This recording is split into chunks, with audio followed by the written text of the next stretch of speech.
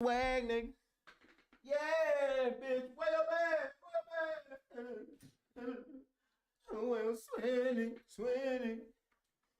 Well, swinning. Yeah. Oh, way up bag, nigga. What's good with y'all? Hold on, man. Yeah. Let me turn on the turn that the fuck off. My guy. My broskies, you know what I'm saying? I turn that shit up. Hold on, bro. Let me pull up this on my phone. Pull this up on my phone. It's right there. It's right there. You know what I'm saying? And I like the way it sounds. Bro. Damn, I wish I knew how to play music on this motherfucker, cause I ain't gonna lie, I hate the intro part where I'm letting people come in, but I can't play shit. But what was I finna say? Hey, we finna watch this damn Sneko and Destiny debate on Fresh and Fit. Matter of fact, how long is that bitch? Let me see. How long is that motherfucker? That bitch. Godfather fuck. I don't think he watched the whole thing. 45 minutes, that's an hour and 20 minutes. Hold on, bro. Yeah, I don't know if Act watched the whole thing. Let me see. Matter of fact, yeah. We're gonna watch this one. Happy Kelly here. Yeah, we're gonna watch this one. This one got this the full thing, man. I was gonna watch Act. I was gonna watch Act, watch it, but this like the. And I'm gonna show you how cool it is to use Premiere Pro to play with color. Hold on.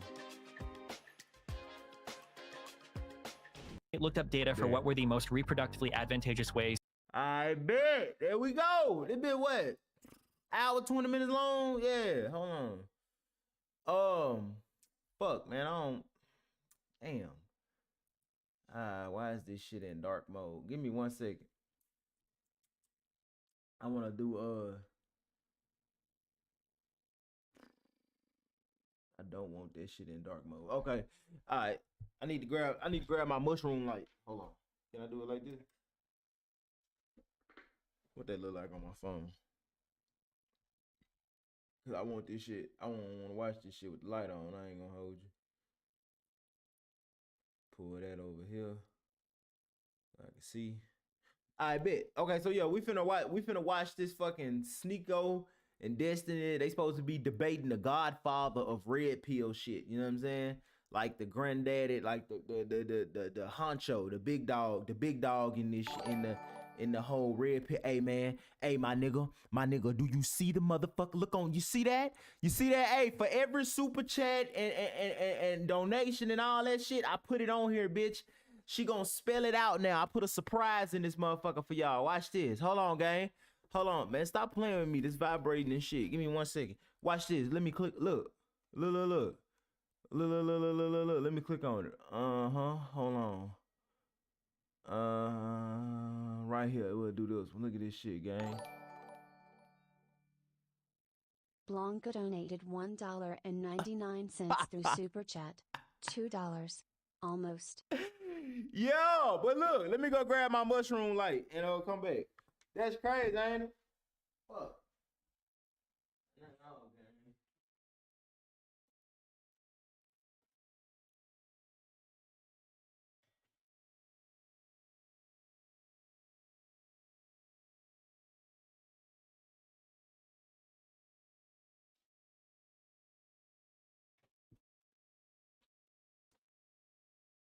Yeah, yes, sir. I got the mushroom light. God damn. I can't see nothing under the table. But I managed to get that bit plugged up. I just want you to flash. Yeah. Oh yeah, that's real gangster. I like that. And I got my glasses. For a fuck nigga. Yeah, hold on. Yeah.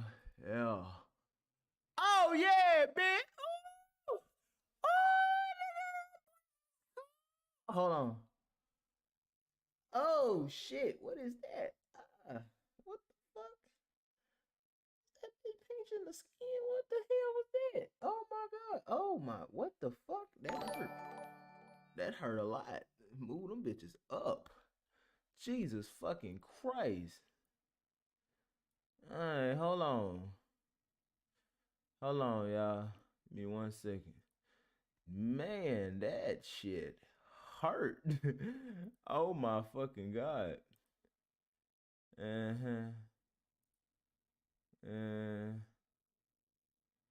right, let's go. It looked up data for what were the most reproductively advantageous ways to conduct oneself throughout all of human history. Humans seem to practice something called serial monogamy. So we date, we break up, we date, we break up. That's what I just yeah. And that is, not only is that what we tend to practice, that is the most successful reproductive strategy. Yeah. Promiscuity is a feature. I think promiscuity is really bad. I think men and women both want to avoid promiscuity. Men because they don't want to be cuckolded. Is a really this is a man that is attracted to other men. Why in the world is he brought on to discuss relationship dynamics between a man and woman? Because can I defend him on that? Yeah, I want to defend him too. This is getting ridiculous. You argue that divorce actually helps men more. Statistically, yes. Do you think that pair bonding is real? Yeah. So the thing is it real? It's a spectrum. So there are 5,000 species of mammals on Earth right now. 3% of them pair bond. So pair bonding is not a normal. The difference for people don't understand the difference between the evolutionary difference between mammals and say lizards, reptiles, is the development of the neocortex. Mammals have live births. Lizards do not. They lay eggs and they don't care for their young the same way. So one of the adaptations for mammals is the fact that they care for their young. The necessity, the investment by the male and the female, and different mammals have different amounts of investment for the males. And so the thing is with Homo sapiens, do I believe in pair bonding? I believe that the way Homo sapiens, this is the way Dr. Buss describes it. It is a lifetime of polygamy. Oh, no, polyandry. I'm sorry. Polygyny, polyandry, polygamy. Polygyny. No, polygyny is two women and one man. Polyamory, a lifetime of polyamory interspersed with small periods of monogamy. That's how I would answer the question. So there's not one total answer for it. Pair bonding in the Pleistocene times would be a man staying with his wife for at least 3 years until the child would be able to walk. That part I do agree with. Do you believe in like the oxytocin love chemical and all that? Yes. Okay, so here's a question that I have essentially around this pair bonding oxytocin thing. Hey, bro, all y'all who commented in the damn YouTube chat, I swear to God, I can see that shit on the screen, but I cannot see it in the damn on my phone. I don't know what the fuck, but I see y'all. I can see y'all right here. Hold on, let me move y'all up. Y'all on the screen so I can see that. Why would women have two indicatory like reproductive strategies here? Why would she have oxytocin that bonds her to a party, but also be drawn to the alpha beta box reproductive? She has a higher reproductive cost. Great question. So the thing, she has a higher reproduction cost, but the reason why this is a relevant question is her cheating on her man does not afford her more. Remember David Buss's article. It does not afford her more children. She could have the most children possible by aligning with one alpha male, just to use that term, one alpha male, and then having as many children as with every 2 or 3 years. That would be the for her to have the highest level of offspring. Where we're probably going to separate is I believe in the mate switching strategy. So I think she's cheating to find better sperm. He may say something to the effect of she's cheating to have sperm and then have the other beta be cucked. I don't know, but that's the answer. One of those two things strategy. Put it that way. Yeah, one of those two things would be the answer. Well, the other thing is that you have to define like what is reproductive success for female and the male. Okay. So for reproductive success for that woman is quality. I want to find the guy who's the best quality guy that I can get. He's got to be, like I said, the 6'6", right? 6 foot tall, everything else. He's got to be the best quality. Guys are scattershot. Again, it's the R and the K reproductive models, I guess. Okay. Men tend to be much more R selected. Women are K selected, meaning that they're going to want to be more because they have to. Well, for the selection, I think that refers to the species. I don't think it does. But what I'm saying is, if you were going to like translate it from like what's men's reproductive strategy versus what's women. Men, we're ejaculate and evacuate, right? It's get in, get the job done, and go. Because for one ejaculation, we have like 1 million sperm, so it's scattershot, right? For women, it's one. It's the what is it? Sperm is cheap and the way. So it's a parental investment hypothesis. The way you said it before is there's so much less investment necessary for a man than for a woman, and so for a man to pass on his genetics. quantity of women would be more important than quality, and for women to be the opposite. Well, in a pragmatic sense, I'm not saying that's the most ethical. I'm not saying some moral. I'm not saying whatever. I'm just saying in the most pragmatic sense. Okay, I'm gonna bring all of this crashing down. Okay, I hear that we talk about this as a theory a lot. I don't think anybody is a proponent of this theory anymore. You brought up Bus, and I know that you said you have contentions with Bus's current work. Is because he no longer believes in this kind of like dual selection strategy. And then do you believe in a mate switching strategy? No. You don't believe in a mate switching strategy? When I looked up data for what were the most reproductively advantageous ways to conduct oneself throughout all of human history, humans seem to practice something called serial monogamy. So we date, we break up, we date, we break up. That's what I described. Yeah. And that is, not only is that what we tend to practice, that is the most successful reproductive strategy. Yeah. But that's a mate switching strategy.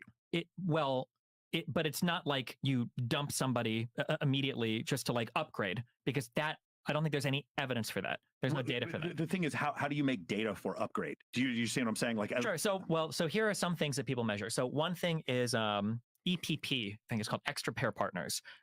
When people do broad research in society and they try to find like how many people are having these extra pair partners, how many people are married to the beta bucks and then f***ing the alpha guys for the genetics, the highest rate you can find in the poorest of areas is 6%. But globally speaking, it's about 1 to 1.5% in almost all areas. So the idea that women are going out to fuck men and then coming back to their beta guys, there's no data to support that. Not only is there no data to support that, from an evolutionary point of view, it actually doesn't even make sense if you really think about it, because human females don't actually give any outward indication when they're fertile. So for instance, we're talking like concealed estrus. Got it. Yeah. The estes stuff, right? Yeah. So for instance, when we talk about like cats, if I wanted to be an alpha male cat and have a fuck ton of kids, that's a very easy thing to do, because you can see when cats are in heat, when they're in their estes, right? You find the cat that's screeching and then you fuck them and you have a kid and then you peace, and you can get a lot of cats pregnant that way, I imagine, if you're a tomcat and you're trying to fuck a lot of cats. Yeah. But for human females, the only way to ensure actual reproductive success is because they don't give any cues externally about that I'm gonna say. What I'm gonna say to that is, hold on, I gotta stop him right there. I see where Destiny going, but he say women don't give any outward cues to, you know, if they're fertile or some shit like that. But what I'll say is, I feel like he probably should have said any outward cues to the best of my ability, to that I know of. You know what I'm saying? Because shit, it's so many. It's so many people in the world who can look at a woman and tell whether she pregnant or not without even having to touch her. It's so many people in the world that can fucking that could tell when a woman's fertile without even touching her. It's so many people with a different level of perception to where shit like that, like hell, it was motherfuckers who could check the weather just by walking outside. They knew the weather. They knew if it was gonna rain, snow, hail. Shit, birds can literally fucking do it. You know what I'm saying? Animals literally can fucking do it. Like, they know for a cent. Like, I feel like it'd be crazy to use a cat, like he said, a cat, but I feel like it'd be crazy to use a cat's level of perception and compare it to humans, because when it comes to certain shit, animals can see and perceive certain shit that we can't. It's still happening, they just can't. So based off what you can see, when you look at a cat, looking at a female cat, you don't see what he could possibly see, but that doesn't mean the cat doesn't know there isn't shit. Like he said, a female cat don't give off signs, like she give off signs, and that's the only way a cat knows that she ready to get pregnant. But the only reason you say that is basically because based off the glasses that you looking through, when you look at that fucking male cat, you can't see anything that he might see. So if you say, well, he don't look like, there's nothing there for him to see other than the fact that her asshole is red. Well, based off your vision, but just because you can't see what he might see, doesn't mean that cat doesn't know that she's in heat for an entirely different reason. Hell, he could smell certain smells that you can't smell, but does that mean that they're not there? You get what I'm saying? So I'm gonna just add that in there, based off Destiny's level of perception and his ability to perceive the world and all things happening in it. He can't tell if a woman is fertile or not, and most fucking people can't. So but I just wanted to be politically correct on that. You know what I'm saying? The status of their fertility is to just stay with one and have sex over long periods of time. There are still studies that show that women act differently when they are They are There are narcissists. There are studies that show that women have different preferences sometimes when And they are also on different dress parts. differently. Yes, but it's whether or not they act on those. And this is the importance of measuring extra partner pairings, is that you can ask a woman, do you think that certain men are more attractive at different parts of your period, or at different parts of your ovarian cycle, or your cycle, basically? And women will say yes, but they don't actually act on it. So you're just saying that these are preferences, but they don't act on it, because there's a study again at the end of Why Beautiful People Have More Daughters by Satoshi Kanazawa and David Allen, where they talk about women actually retain more sperm from men that they cheat with than men that they don't cheat with, and that was part of the reason why the dual mating strategy came about, was because. Man, I kind of be listening to these debates and I be wondering what's the fucking goal.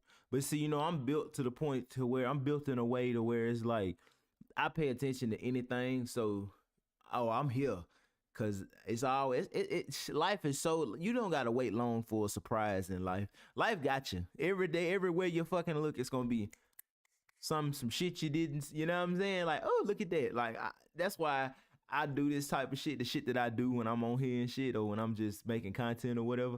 But yeah, like, so, but sometimes I do wonder, no matter what I'm doing in life, no matter who I'm talking to, no matter who I'm listening to, no matter what I'm doing by myself or with other people, I always wonder, like, what be the fucking point? Like, what's the point of this conversation? Like, what are y'all trying to do? Like, what are y'all trying to do? Like, what are you trying to do? Are you trying to get men, show men how to fuck more hoes?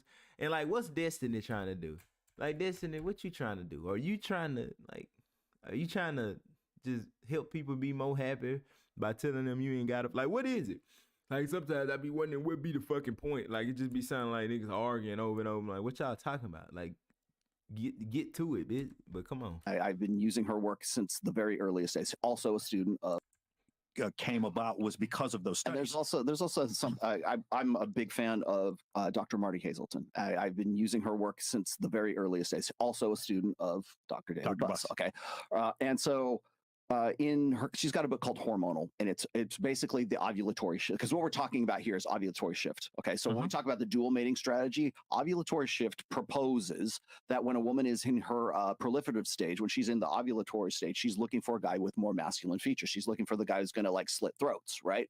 When she's has had when the egg has already dropped and she's already passed the ovulatory. Hey, if you dealing with a bitch and she living like just based off fucking animal instincts, like if you are a motherfucker, man or woman, and you can't live your life beyond like compulsive ass shit like instincts and shit, like what's the point? Why the fuck are you human? Like, you ain't doing no more than what the fuck dogs and cats and birds do, but you're supposed to be a little more advanced. Like, don't say it. Well, we are animals, but then turn around and start feeling like you better than a cat or a dog or some shit. Because in a sense that you are capable of more shit. Yes, a cat cannot fly like a bird. That doesn't mean a bird better. That just means he cannot fucking fly. That's the thing about humans and other animals. Yes, you are animals, but you are a different type of animal. There's shit you can do that other fucking animals can't do. Not because you're just better, but because, nigga, y'all are different animals.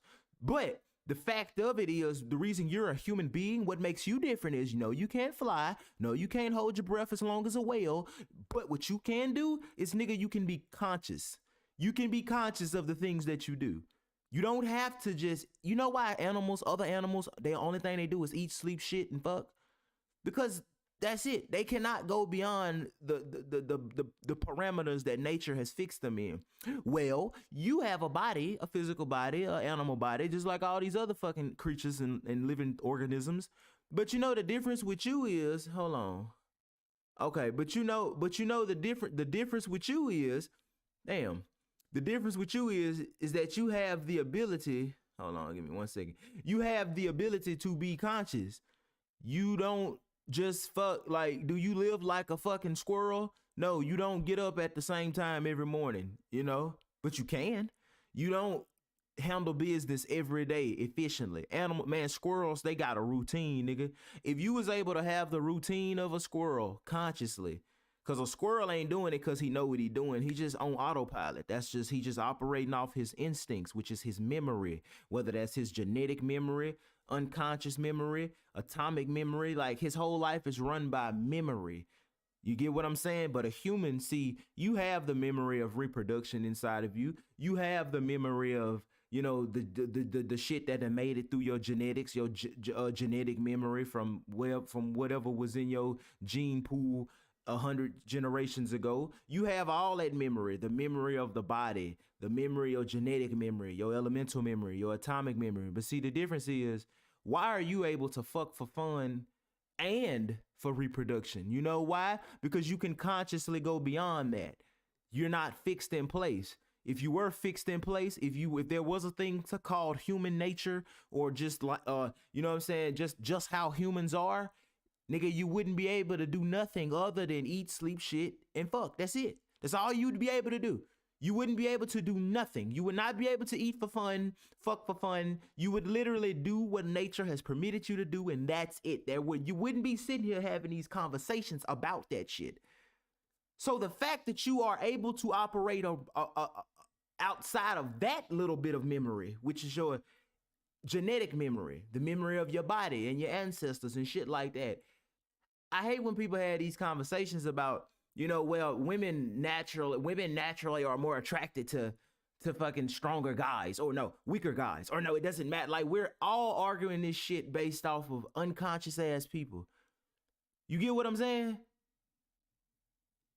Bitch, why are you picking the men that you want based off your genetics? What the fuck? Like, you are a human.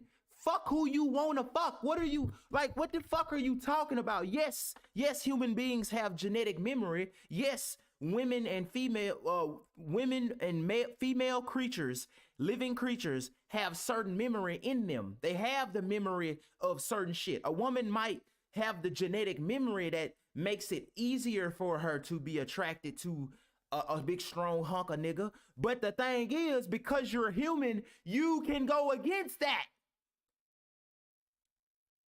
Because you're a conscious being, you have the ability to say, your body might say, ooh, go fuck the street dude. But you can consciously decide to do something outside of memory. Because you're not a fucking wildebeest. You're not a snake. You're not a goddamn cat. You're a human being. You have the choice to be. Nobody, no other animal can choose to be what he want to be at any given moment within himself, other than a human being, far as we know right now. So what the fuck is we talking about?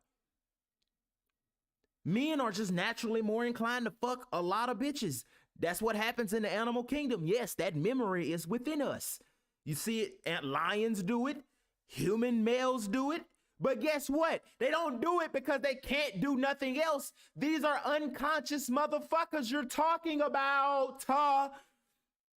If you are a human male and you cannot operate outside of the memory within you, you're not being human. You are a fucking robot. You are on autopilot. I got that memory in me too, but I don't want to do that. And because nature hasn't fixed me, because I am trying to live life as a full-fledged human beyond my memory. I'm trying to go fucking beyond what happened in the past, beyond what I remember. I'm trying to respond to life consciously. What is conscious? What does conscious mean? Anything that is in your level, anything that is in your, I don't want to, which word I'm gonna use? It's two of them. I want to pick the right one. Anything that is in your awareness is conscious. You get what I'm saying? When you're aware of some shit, and when it's in your perception, it's in your awareness, and it's conscious for you. People is just fucking bitches, dudes and women, whatever, they doing the shit that they doing, not because they want to, or the big question is, what the fuck do you want to do? That's it. They're not doing that. They're doing shit and not even knowing what the fuck they doing. You just fucking bitches because that's how you was raised. That's all you know. Mentally. Memory. Well, that's all I know. Fuck. I gotta know some shit. So you telling me, in order for me to only want one bitch, I had to be raised like that? That's crazy. I was not fucking raised like that. That is crazy. I was raised the same way everybody else was, to just fuck a bunch of hoes. But I didn't do it. You know why?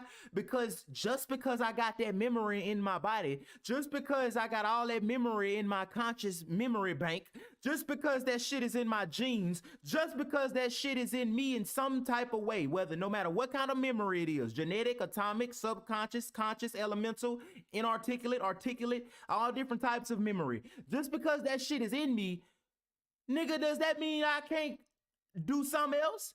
Yeah, you was trained to be a killer. You was raised to be a killer. Killing is in your blood. Nigga, does that mean you can wait? Does that mean it's impossible for you to wake up today and not kill? No. Might be hard, but it's not impossible. It might be difficult as hell, but it's not impossible. You know what I'm saying? And niggas is living their life like that. This conversation is very unconscious because it's just, at least on their part right now, because niggas is just talking about, oh, I see, hold on, my boy's on Twitch. Wait a minute. I'm going to do the multi-chat. Yeah, I'm going to pull the multi-chat up on here. So, okay, I can see y'all now on my monitor and shit, my big monitor and shit. All y'all, Twitch and YouTube. So with that being said, bro, it's like, that's fucking crazy. Like when we get to saying shit like, well, men are just naturally, men just fuck a lot of hoes. Nigga, we ain't talking about men. We're talking about you, gang. And when you talk about getting women, what do y'all want, bro? Do you want to fuck a bunch of hoes, or nigga, do you want to have a fulfilling life? Nigga, do you want a wife? What are you trying to do right now? Because it's so much more to fucking being successful and living than just fucking a bitch, than just having a wife, than just getting rich, than just being poor. Nigga, there's so much more to this shit. But what are you trying to do? And if you trying to have a fulfilling life, nigga, this shit, for one, I'm gonna hurt your feelings. The shit go beyond all of that shit, all of any of your goals. It goes beyond that. We talking about something better than something you can even fathom. It goes so much farther than all your material success, your wife, your kids, your bitches, your hoes, your money, your status. It go beyond that. Now, what you trying, because you think that's the peak of fulfillment. You think happiness is the peak of fulfillment. Nigga, you got to understand, true salvation is when you have become free from the motherfucking world. When you are able to live and walk in this life without getting caught up in this motherfucker. You know nothing matters, but not in the sense of where it's sad, but in the sense of where the only thing that you will take to the grave with you, my nigga, is everything you've done on terms of your life energies. Because what you truly are is all that exists. Even when you shed your material flesh, or you no longer are in this world and able to perceive this world and its physicality, that don't mean shit. You feel what I'm saying? Everything you gonna have is what you did in here. What type of, not how many push-ups you did physically, or, well, I ain't gonna say mentally, we're gonna leave that one over there. But physically, no matter how many sit-ups you did, what's gonna matter is, all you gonna have is how many sit-ups did you do consciously? How far did you advance your awareness in terms of yourself as a life, as a quality of a life? How far did you push that shit? How aware did you become in terms of what you're doing within yourself? Because anything that you're not aware of is unconscious. So how many times do people respond to situations and you don't even know what you're doing? You're just getting mad and don't even know why. You don't even know why. You just because it's normal. Motherfucker, shut up. Because if you really knew why, your answer would be so much better than that.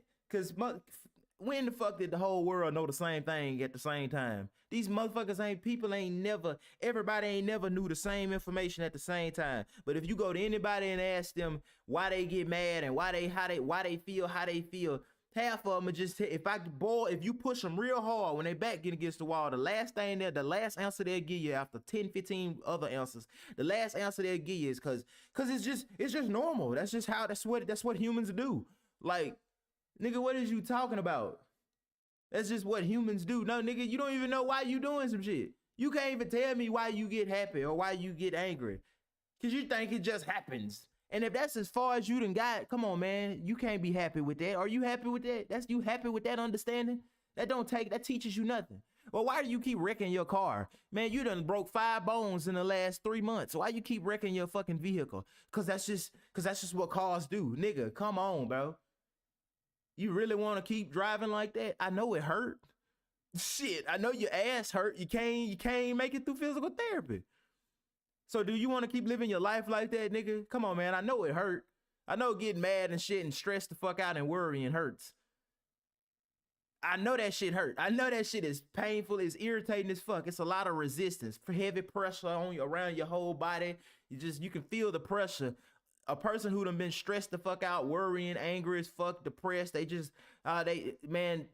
way they feel within themselves happens by fucking chance. I know a motherfucker like that has to be tired of that shit for real, you know?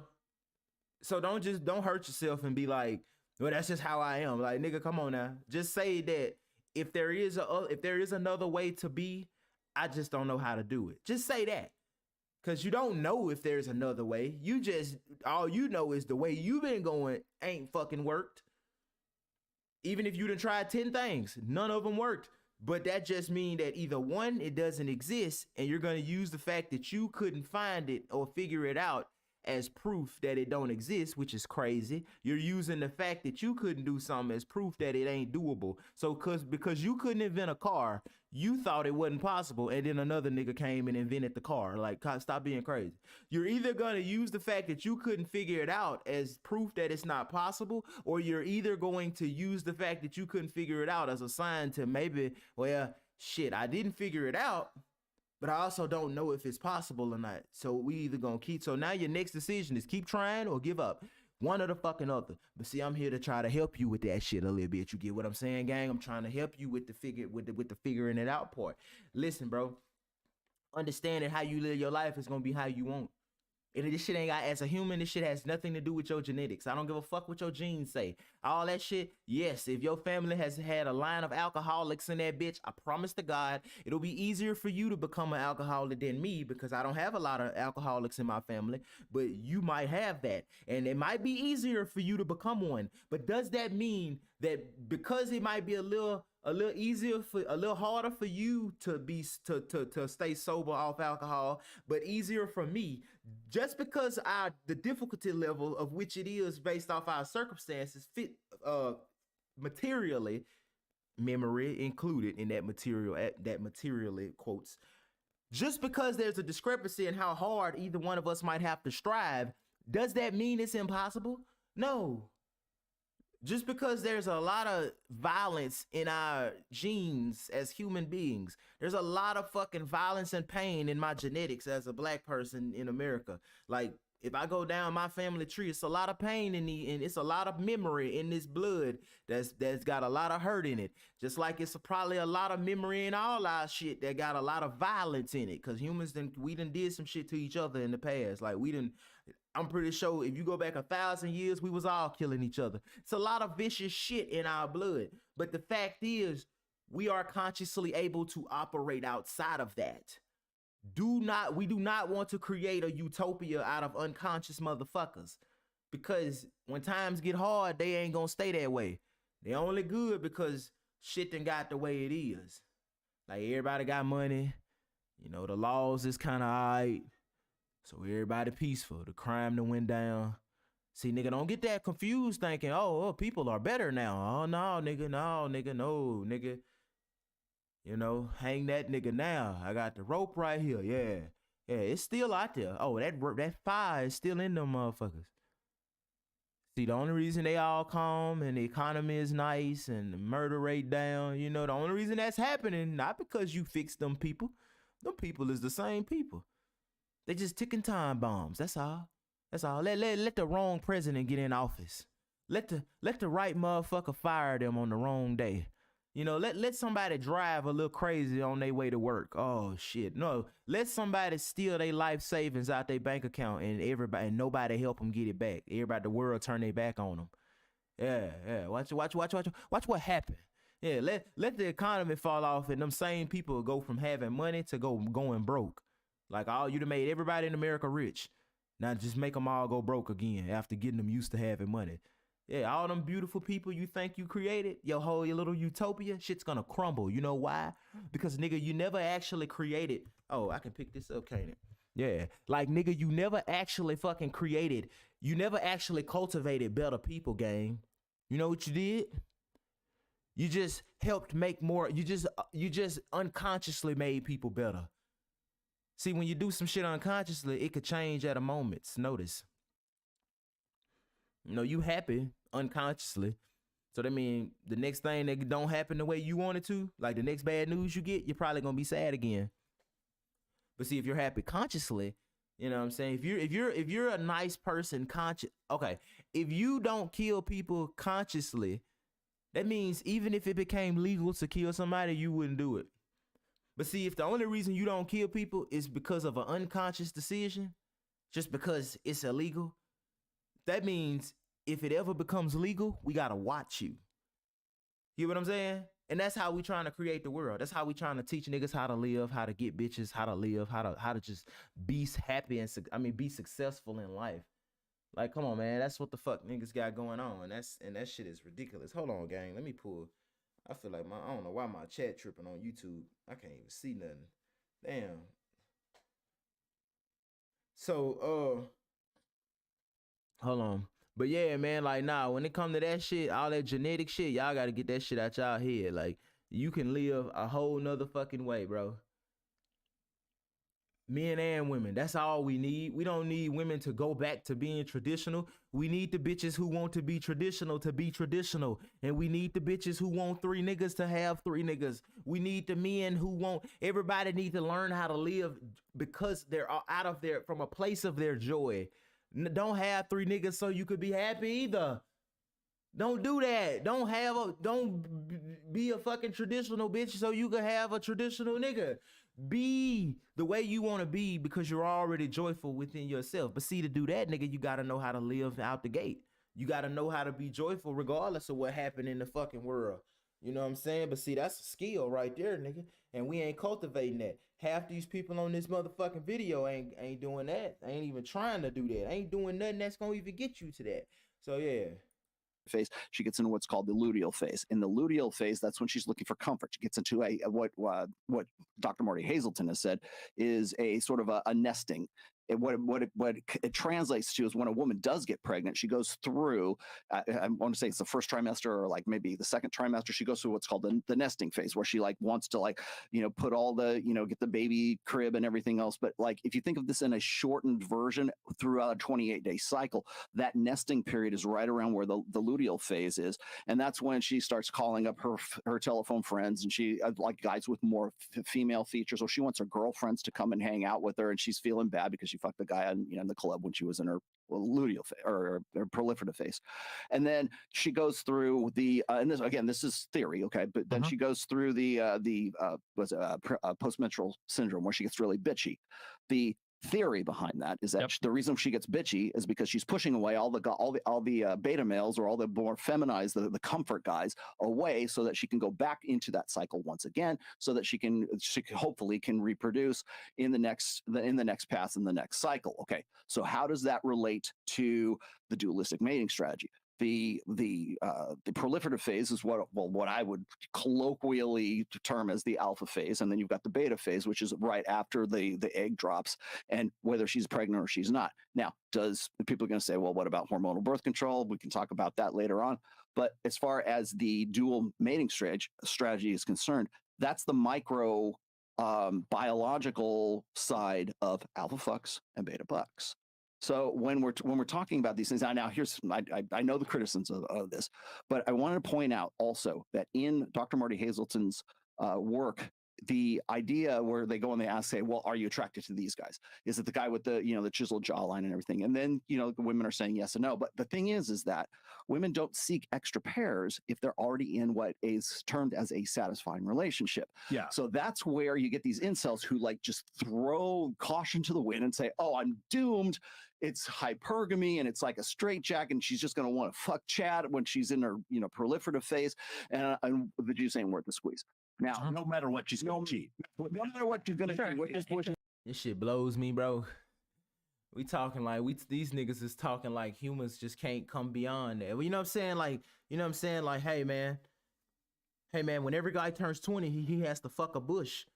Like, man, if you a human and you can't stop yourself from walking outside and fucking a bush, what the fuck are you? You just like you're not even aware of your full potential. You just like fucking tripping. It's like Superman running around. Somebody say, yeah, man, I gotta lift weights. Like, yeah, you fucking idiot, because you don't even know that you got fucking super strength. If your stupid ass would sit the fuck down and try to pay attention to your body, you might actually learn that you got super strength. If you would sit the fuck down and actually pay attention, nigga, you might learn that you can do more than go outside and fuck a bush. You could fuck a different bush. Or you could plant a tree. Like, nigga, niggas is just trying to help niggas keep living on autopilot. Like, no, nigga, I could tell you information. I could tell you a different version of the same information this nigga telling you, while it telling you how to, if you want to execute that shit, execute it consciously. Cause see, niggas is just saying, well, you know what I'm saying? Look, bro, hey man, understand, my boy, your bitch is gonna, in 10 days, she's gonna be on her Z cycle. See, when she does that, like, for one, if your bitch don't know how to, look, gang, this is crazy. Trying to just this shit talk about, like, I hate, then I hear niggas talk about NPCs and robots, and I'm like, niggas don't even know what an NPC is. It be the niggas saying NPC that be the fucking NPC. Like, it be the niggas saying robots that be the robots. Like, I'm not lying. That it be the people saying the goddamn, it be the people saying the stay woke and I am intelligent and I am enlightened and shit, who be the most lost. It's the niggas it really be the niggas who think they fucking stupid. The people who think that they stupid and don't know shit, they usually know a lot of shit. Like, you know what I'm saying? You know, but niggas can't really find that balance between understanding that they don't know something and not over exaggerating the qualities of themselves that they might at this point think are good. You know what I'm saying? Bullshit, because there's too many variables right there. They either think that they real goddamn smart and have figured it all out, or they think that they're real fucking stupid and just can never amount to shit. Like, niggas can't never get in the middle where it's like, I don't know nothing, and I know to the best of my knowledge what I think I know now, but I don't really know shit. But I'm gonna keep looking down. Niggas don't make it there too often. Whether she can or she can't. But the most important one is this, is that in those studies, when Dr. Marta Hazelton was going through this, the women who stated that they were in a satisfying relationship, they wanted to fuck more, but they wanted to fuck the guy that they were with at that time. Again, remember. So yeah, and I agree with this, but again, fuck the guy they were with. That's not alpha fucks beta bucks. That's just being with their partner. But hold on, what if the guy who was the provider and the lover were the same guy? What if it was Brad Pitt? Well, that's the issue that researchers have started to converge on, is because initially there was this kind of like dual selection hypothesis, but the problem is every single time they try to research that, it just doesn't show up. So Gangstad was one of the original proponents of this theory, and in June of last year, he did a huge literature review on why we haven't seen any. Man, get the fuck out of here, bro. We've been watching the wrong fucking shit. Are you fucking serious? Hold on, gang. Cause I'm sitting here wondering where the fuck is Sneko at? This ain't the right one. They got this nigga on here. What this is? Sneko. I need to find the one. Sneko and Destiny versus Rolo. Oh my God, was that shit really that long? Are you fucking serious? Oh God, was that shit that fucking long? Oh my Lord, Jesus Christ. Ready to be an e-commerce pioneer? Our baked-in premium plugins give you the best ingredients to customize your store so you can start selling everywhere. Hold on. I knew that shit was extraordinarily like fucking boring. I don't know, like they wasn't giving it up the way I was trying to get it. Like, I don't know, bro. We finna move on for that shit though. Like, I'm not finna, them niggas, I don't know what them niggas talking about. Like, they saying shit that don't matter. Like, man, what you kind of life you want to live, my nigga? Like, niggas, man. Hey, man, take advice about being happy from people that's happy, bro. Like, I swear to God, listen to everybody. Listen, because a nigga who miserable might teach you how to be happy. Like, hey, I done heard a broke nigga say some real smart shit about money. It happens. So don't do that. Don't not listen to people. But I want you to just, just make sure if you're going to ignore somebody, don't ignore the motherfucker that's actually living that shit. But don't ignore the motherfucker, you know what I'm saying? You shouldn't ignore nobody. But if you're gonna ignore a nigga, do not let it be the nigga who's actually living that shit. Like, if you trying to learn how to be a killer, listen to everybody. But do not ignore the nigga who actually has done the killing. Like, if you gonna pay attention to him and then go to the other nigga. But if you just want to pick one nigga, please go to the nigga that did it first and then go to the, you know what I'm saying? Cause you know, you'd be surprised. You could find diamonds come from a dumbass place. So you know what I'm saying? Shit can come out of a horrible place. A diamond can come from a horrible ass place in the earth. So you know what I'm saying? Like don't get it confused. A nigga can be broke and still tell you the advice to change your life. Cause knowing some shit and doing some shit is two different things. A nigga can know how to get rich and just can't bring himself to do it. So don't be like, I'm gonna not listen to a broke nigga, cause a broke nigga might give you tell you some shit you ain't never thought about.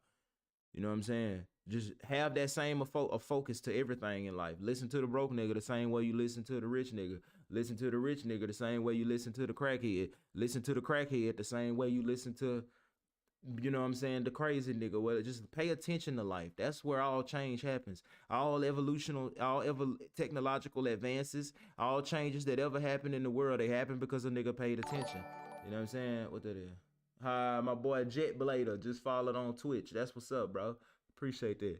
You know what I'm saying? So pay attention to everything the same way. You know what I'm saying? Whatever you're doing, be 100% there. I don't give a fuck. Your focus changes 24/7. You know what I'm saying? That's how you live your life. Right now, I'm looking at my chat. Now I'm looking at the colors on the desk. Now I'm looking at the chat over here. Now I'm looking at the camera. Now I'm looking at this. Your whole life is you just shifting your awareness around. You know what I'm saying? Being aware of different amounts of shit at certain times.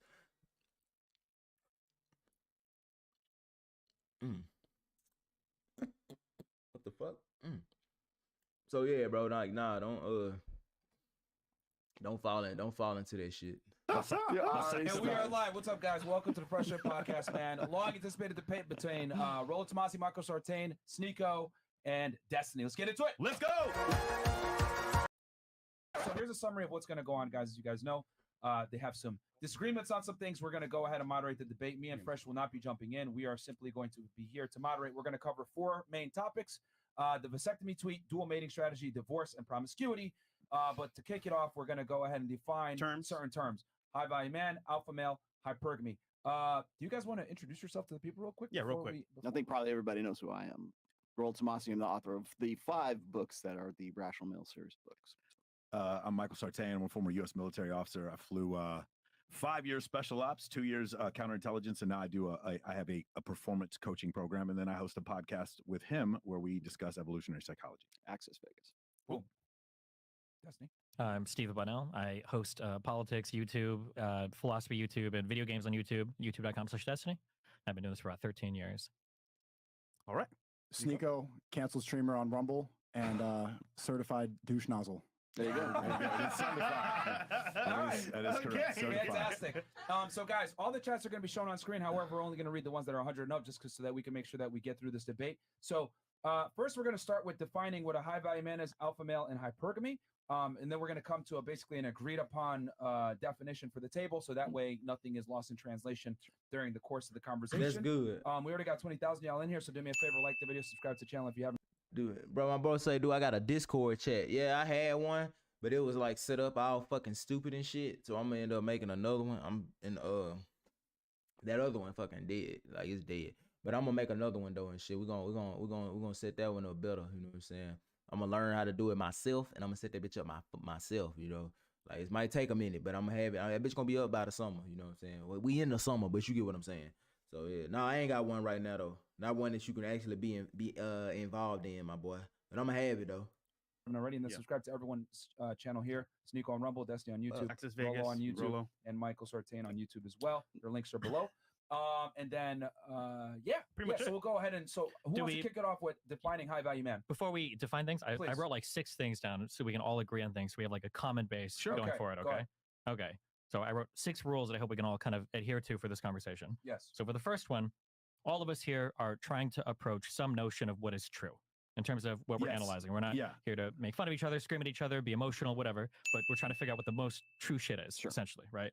Number 1. Number 2, I personally think we should move through arguments point by point rather than like diatribing for 5 or 10 minutes so that the other time, because you don't want to start off a point where somebody already disagrees and then talk for another 5 or 10 minutes. And so if I'm saying something or Sneko's saying something or you guys saying something, if you disagree, just be like, hey, let's talk about this thing before we rattle on a ton. Okay.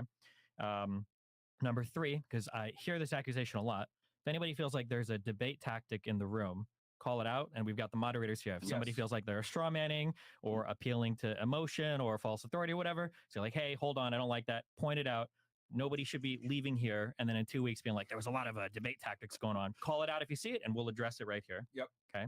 Number 4, we've kind of already addressed this. So words have to have meaning. We're having these conversations.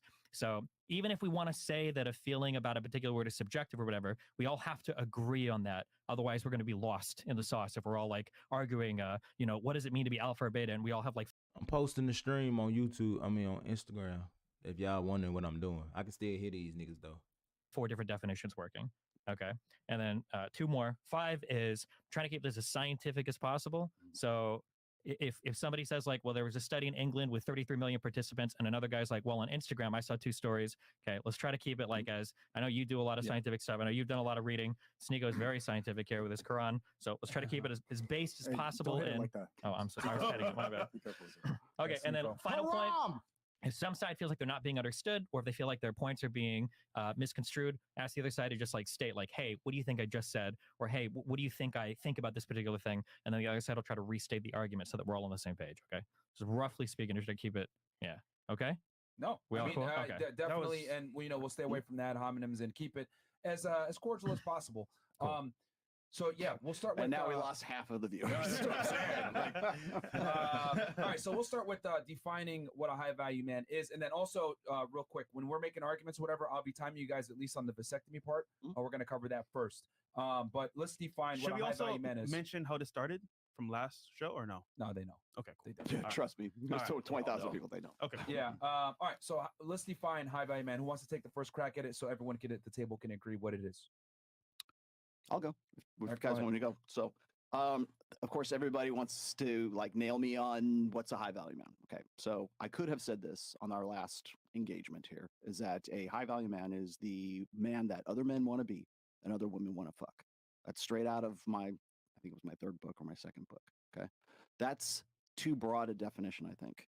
So I could have just simply said that. People ask me all the time in the tweet or on Twitter and social media afterwards, like, why didn't you just simply say that? Okay.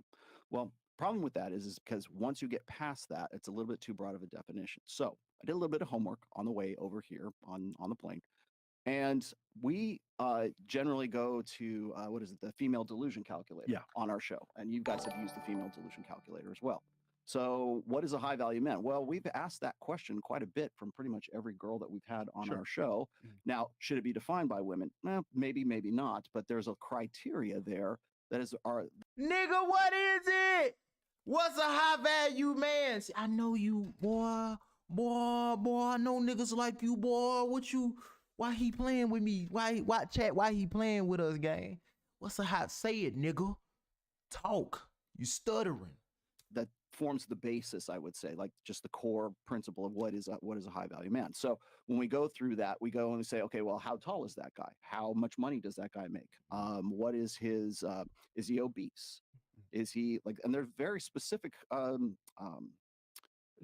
details that go into that, and then through that we say, okay, well, that represents what, like, was it 0.02% of the population? Yeah, I mean, if you're specific, we're talking about the GSS survey, or not the GSS, no, CDC, the CDC stuff, and census stuff. So we always, and you guys do the same thing when we are looking to establish what is a high value man, at least as far as what women are looking for at that time. And I'm saying that there's another definition for guys as well. As I said, it's other men want to be and other women want to have sex with. So what parameters would you? Exactly. Like, nigga ain't like, come on, man. Like, bruh, stop fucking playing, man. You got my nigga Myron over here asking the same question again. He said, so what parameters? That was basically Myron saying, so what the fuck is a high valued man, nigga? That's exactly what you just heard. Myron talking about, you heard him say, he said, so what parameters would you, nigga, that's the same question.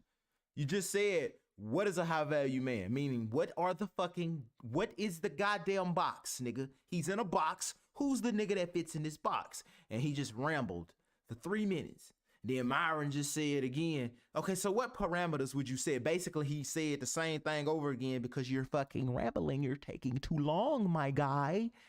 Yet now, once again, after you've said all of that, what is a high-valued man? Define this nigga. Paint the picture of this nigga so I can tell you how you're wrong. Cause y'all know I'm ready. But look, I just want to hear what he gonna say. I don't know. I ain't assuming nothing. But I got a feeling in my gut that nigga, you can't answer that question real fast because any specific answer you give is considered wrong. It don't matter. It don't matter. Any specific, the minute you give a specific answer, that answer is wrong. It don't matter who you ask. There's no answer to the question, nigga. But look, let's go. Hey. Good question. Now, Good question. you guys, right around the first year of your show here, you had Kevin Samuel sitting right. That nigga said good question. Like, nigga, it's the same question. He asked you, who want to go first at explaining what a high value man is? You said me. You talked, didn't explain it, and he asked you the same question again, a different way. He said, what is a high value? Who want to explain what a high value man is? You said me. Then he said, okay, so what are your parameters of a high value man? Nigga, you was already supposed to answer that. And then gonna say, that's a good question. No shit, it's the same question. We're still waiting for the answer. Right here, and one of the things he said is that the guy must make your show here. Good question. Now, you guys, so yeah, exactly. Good question. No, run that back. Hold on. Definition for guys as well. As I said, it's other men want to be and other women want to have sex with. So what parameters would you? Yeah, exactly. Good question. Now, you guys, right around the first year of your show here, you had Kevin Samuel sitting right here, and one of the things he said is that the guy must make something like what, $10,000 a month, I believe is what it was. Roughly, yeah. Roughly. So that comes out to $120,000 a year. Can we agree that if you make $120,000 a year, would that make, like, as far as money is concerned, would that make you a high value guy?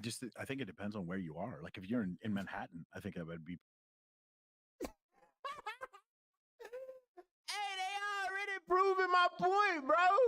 There is no answer for that stupid ass question. There is no such thing as a high value man. The nigga literally said, I think it depends on where you live. Nigga, it depends on who you asking. If you ask a bitch that live in the hood in South Louisiana, a high value nigga is a nigga with $100 in his pocket all the fucking time. Like, what are you talking about? Nigga, there is no fucking answer. Even if the whole table agrees. Now it's about to be a shit show of a conversation because now we're finna use that general ass fucking statement that us four agree on, and we're gonna give general advice to a bunch of different people on one particular topic. What the fuck? How do we speak on a particular topic and give a general ass answer all over the fucking place? That's crazy. Can't nobody say, when I say what is fire, nigga, you can show me, you can tell me what it look like, you can tell me the properties of that shit when it's in a dark room, the properties of that shit when it's in a goddamn vacuum, you can tell me all that. You know what I'm saying?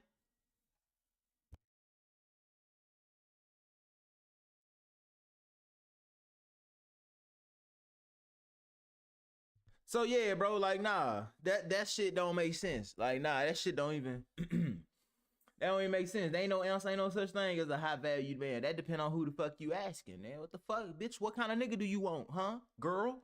Huh? Nigga? What type of bitch do you want, huh? You know what I'm saying? What the fuck, what type of nigga, what do you want? That's all. What you want? What you think a high value bitch is? For some niggas, that's a hoe. For some niggas, that's a bitch that keep drugs in her booty hole. For some niggas, that's a bitch that cook. For some niggas, that's a bitch, that's just a bitch that's nice. That's just fun to be around. What the fuck? Like, come on, man. Like, this is crazy, but let's keep going because this is fun. We 13 minutes in this shit, and this is fun. This is fun. This is real fucking fun. Yeah. Problematic. If you're in Wichita, Kansas, that's a lot of money. Okay, so I think, can we I'll give a very broad definition. I think we can all agree on this. I think in the broadest sense, when we talk about men, we talk about what a high value man is, we think about what men are designed to do. I think that a high value man is somebody that can partition or acquire a lot of resources. Okay. In the broadest of senses. And that can be done in a lot of ways. Do we want to put a specific number on those resources? This nigga's talking about utilization when talking about a fucking human being. Utilization. You know, a high valued man is a man that could get a lot of resources. Like, the fuck? Okay. And what the fuck, like, all right. Depend on who you asking. And even if you ask 10 motherfuckers, that depend on what the fuck are they looking at. How far do they even know what a human being is? Like what the fuck? Like who? Then let's keep going. I think a lot is relative, so it's gonna be more than your fellow guy. Right, So if you make 120,000 a year in Kansas, you're the fucking king. Correct. Yeah. If you make 120,000 years in San Francisco, Yes. your neighbor is probably a crackhead. Right? Yeah, so it the just thing depends is, on your argument last time was the subjectivity of what you were saying, and Exactly. that's the thing. And that's no the matter what number subjectivity we of it. say is a subjectivity. For Yeah. me, high value man is going to be the guy who puts fitness first.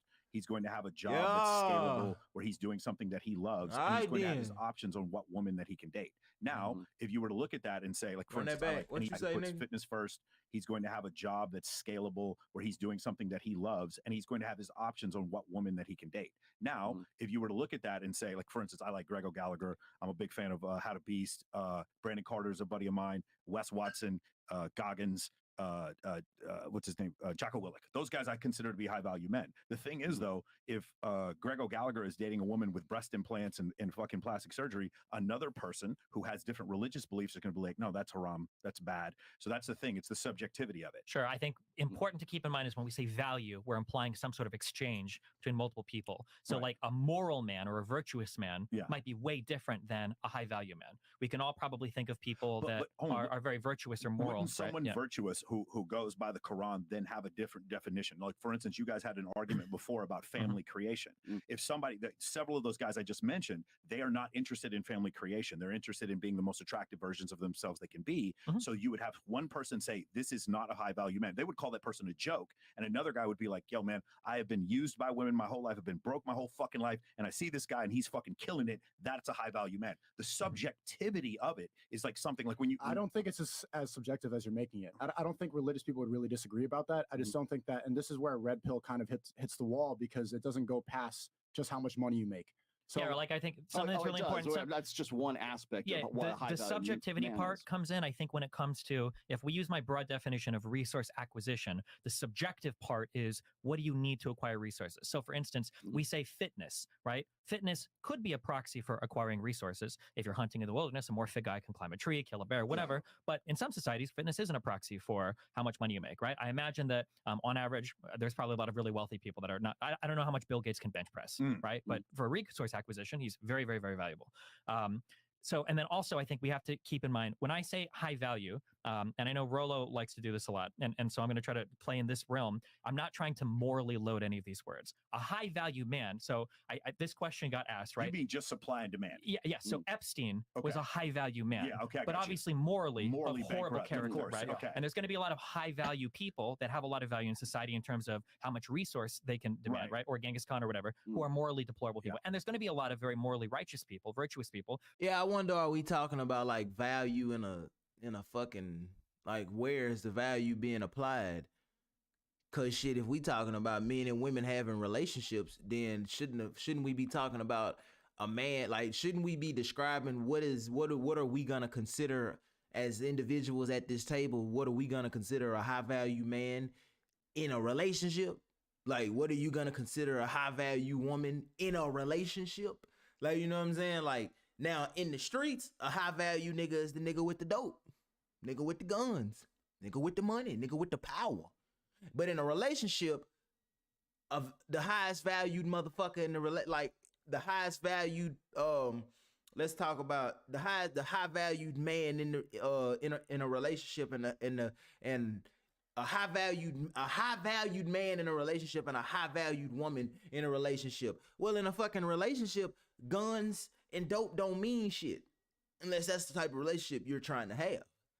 Like, once again, it depends on who you're asking. If you're asking a nigga who just want a family, a little money, a house, and some kids, his version of a high-valued woman in a relationship would fucking probably be somewhere along those lines. You know what I'm saying? It wouldn't be a bitch with a bunch of guns and dope.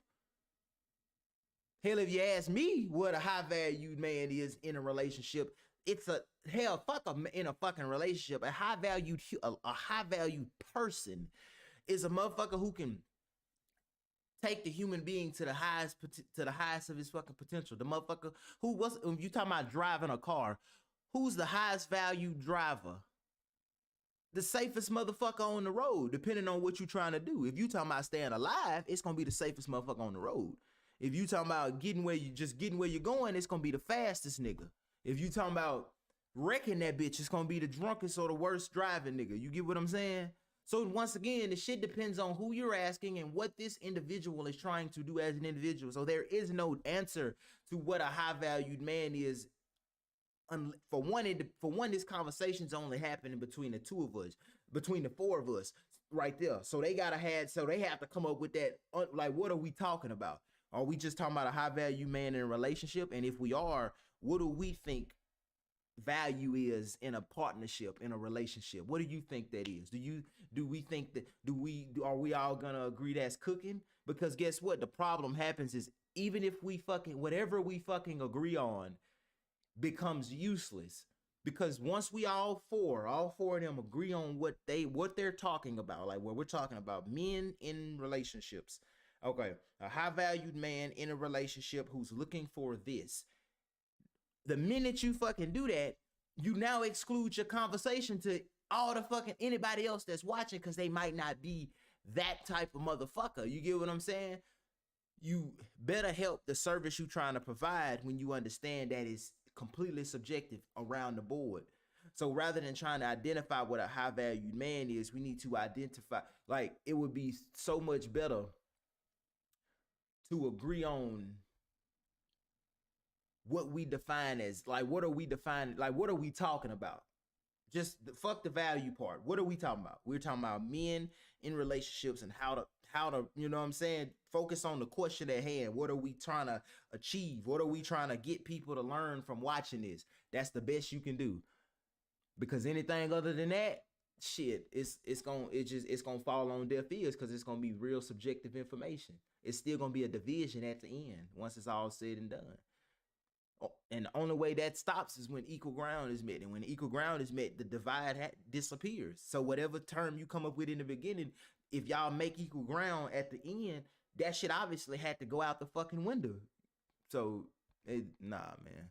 It don't really possess a lot of value. Maybe it's a carpenter, or maybe if it's I can intervene real fast. I think one thing that we can all agree to, right, is I agree that it's immoral, right? A guy being high value. So it could be someone like amoral. Amoral. It could be, someone that's good or bad. But I would say this: respected by peers, has a skill set, he has a network of successful men around him, and we could say $100,000 per year. But let's say if you make $100,000 per year, and let's say like maybe a Kansas living type quality. Sure. So those are all subjective, but we'd all probably agree in the West. So that'll get you to probably. So I would say we'd agree on the vector. That comes closer. Yeah, sure. I mean. We'd agree on the vector. True. Mm-hmm. And you seem to be agreeing with Myron now, but you also said last time that Elon Musk is not a high-value man. Ben Shapiro's not from a particular context. No, he's not. From what context? Well, from the context that he is not married, is a high-value man married. That has nothing to do with being married or not. Well, it does to the depending on who you ask. Do you think other people think that being a high-value man would have some correlation to being married? Some people would. Some people won't. What the fuck are we talking about, nigga? I think they finna do 4 hours of this shit. Kids. I would say some people would say because the tweet that I made, everybody had a very big problem with not focusing on family creation or not getting married. So is a high-value man married? People saw it as advice. Like I think for the purpose of this debate, we want to probably keep it as simple as possible so that it isn't extremely nuanced definition. I think like if the person is married or not, should it matter? I think it should be on things that we can all mutually agree, like, okay. Or how about we can agree that a person of high value probably has the ability to get married and have a lot of children, but they might not necessarily. If they choose not to do so, that's on them. Yeah. And going back to the morality, I think that's a fantastic point. Even though someone like Epstein is a deplorable individual, on paper, he had a network of net worth people. He had politicians in his pocket. He had quite a bit of money. He had a skill set. He probably had a vasectomy too. Yeah, probably. Shout out to the CIA. Shout out to the CIA. He did have a skill set, and he earned a good amount of money. So on paper, he's a high value guy. And I think that's something that we can all agree to. So we can fair enough. Okay, so we'll go off of respected by peers, has a skill set, network of other successful people around him. Morality doesn't matter, and we could say $100,000, if not more. And when we talk about $100,000, we don't mean $100,000, but we mean the ability to live in a certain way. Fair? Cost of living adjustment. Yeah, cost of living adjustment. Consistently. Can I take? Oh, you're probably going to say that. You're probably going to say the same thing I'm going to say. Go ahead. Okay, so but he also has to be useful. Yes, correct? Yes, Utilities. yes. Okay, Yes. So competency, yeah. Right. So there's a competency. So is a high value man educated? Like well, so formally competency educated? again is going to be valued by society. So, for instance, I can change a light bulb, but I can't like fix a toilet. So my competency in the household is going to be relatively low. But as an entertainer, my competency is very high. That happens to be valued by society right now. In another society, I might just be left for dead in the woods. So competencies and saying So again, you can probably find like who's doing the exactly. You can find the best hunter possible in sub-Saharan Africa and bring him to the United States, and he's not going to do shit. Yeah. Right? I So, don't think education has to be a component. I think Right. if they're like a doctor, education could be a way towards Yes. competency. There's lots of different ways you can build competency, right? Okay, cool. So does that fair with all you guys? Yeah, competency. So for one sure. more time. So just to define for the audience here, when we talk about high value guy, we're talking about someone that's respected by the peers, has a skill set, has competence, has a network of other successful men that respect them, and we'll say $100,000 per year, bare minimum, based on living a certain way. Not necessarily $100,000 per se, but 100K per year, just so you guys have a placeholder. Now we go into alpha male. I mean, I don't use this. We don't use this term that often, but I mean, just for the purpose of space use it a lot. Well, that's why we're talking about high value male, because that's kind of what has replaced alpha male over the years. Like when I first started writing, it was all about alpha, alpha, alpha, and then like right around 2017, 2018, everybody started using high value male. So do you guys want to just use HVM as the same? Yeah, I'm gonna I fight. think Kevin Samuels made it popular for the most part. So just HVM. I'm probably going to fight in particular an alpha male, but that's going to be later. That because he wants to do the vasectomy talk first. So Okay, but how do you want to define alpha male then? So we have. I don't know. I'll ask them later because when that'll come up later. That's a whole line of questioning. Okay. And then hypergamy. How do you guys want to define hypergamy? Let me do one more real quick on the useful side of things, because I had a list of other things here. So it was like, as far as being useful and educate, I wanted to ask the education question.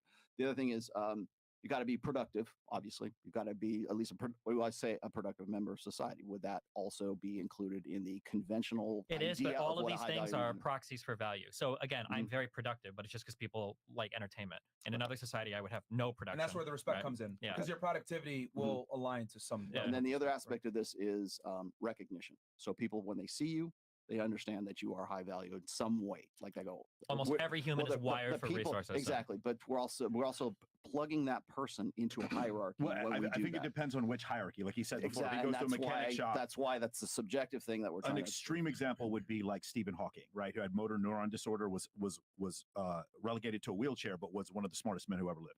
That would be an example of someone who's super competent, but in other areas isn't competent. I would consider him a high value man, but he couldn't walk. So that's an interesting. That's what the subjectivity of it. All right. Cool. So I guess alpha male will deal for later, and then hypergamy. How do you guys want to define that, just so we understand here? Because I mean, it's an ever-growing term. It used to be the practice of marrying up originally. So how do you guys want to do it? Okay, so let me just see if I can define terms here. Okay, so the classic understanding. If you go and you look in the dictionary, you go to Wikipedia right now. The classic understanding of hypergamy, to the letter, is it was a term that was used by a sociologist. I want to say it was in the like 1950s, and he was studying the caste system in India. In India, in Hindu cultures, and how the tendency for women to marry from a lower caste to a higher caste. That was based primarily on the socioeconomic status of that person and that family and everything else, and that's the original idea came from. So it's based primarily on sort of like the provisioning, protection, and parental investment. It's dowries, it's marriage, it's the formalization of like a relationship. In the last, I would say, 20 some odd years, we broadened the definition of hypergamy to include the alpha fucks beta buck side of things. Okay, so there is the short-term sexual side of things, because women mate up, across, and up, as well as marry across and up. And as far as the definition is concerned, I've been trying to do this myself, right, is to expand the definition. But also people like Jordan Peterson have been using that expanded definition for probably going on another 5 or 6 years right now. So, okay. So that would be my definition of it.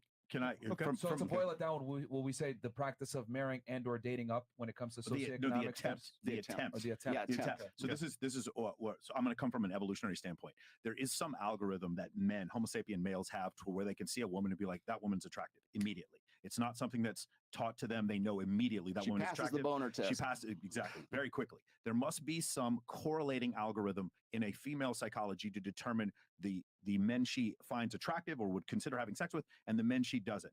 Now that is going to be more complicated because for women there are so many more things. What we talk about in statistics, negative kurtosis, taught to them, they know immediately that She woman is passes attractive. the boner test. She passes exactly very quickly. There must be some correlating algorithm in a female psychology to determine the men she finds attractive or would consider having sex with, and the men she doesn't. Now that some algorithm. The attempt. Yeah, attempt. So this is so I'm going to come from an evolutionary standpoint. There is some algorithm that men, Homo sapien males, have to where they can see a woman and be like, that woman's attractive immediately. It's not something that's taught to them. They know immediately that woman is attractive. She passes the boner test. She passes exactly very quickly. There must be some correlating algorithm in a female psychology to determine the men she finds. Hey, hold on, my girl calling me because I'm finna speak on that shit he just said. Hold on.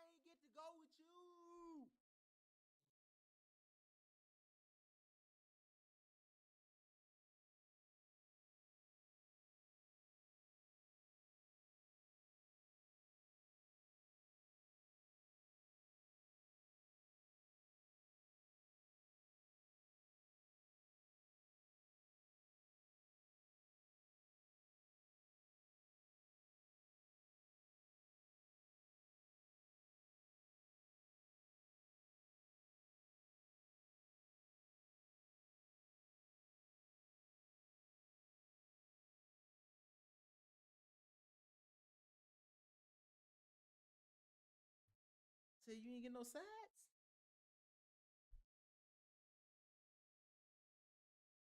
Come on now, get some sides. Now we can't just eat raw chicken. Then get some sides. Get some sides and get a bottle of that sparkling grape juice. Yeah. I wish you would have said something. I would have put some ice in the refrigerator. I wanted that. Oh. I wanted you to get that and make sure you at least get everything for a full meal, cuz, so we don't be in this bitch just looking stupid. Like, think about everything that's gonna be on the plate and grab that so we can cook that. I called you to tell you to did I call you? No, I already texted you. Shit, that's why I was calling you. To tell you that I had texted you because you wasn't responding back. But I knew you was in the store and I was trying to fucking reach you before you got back home.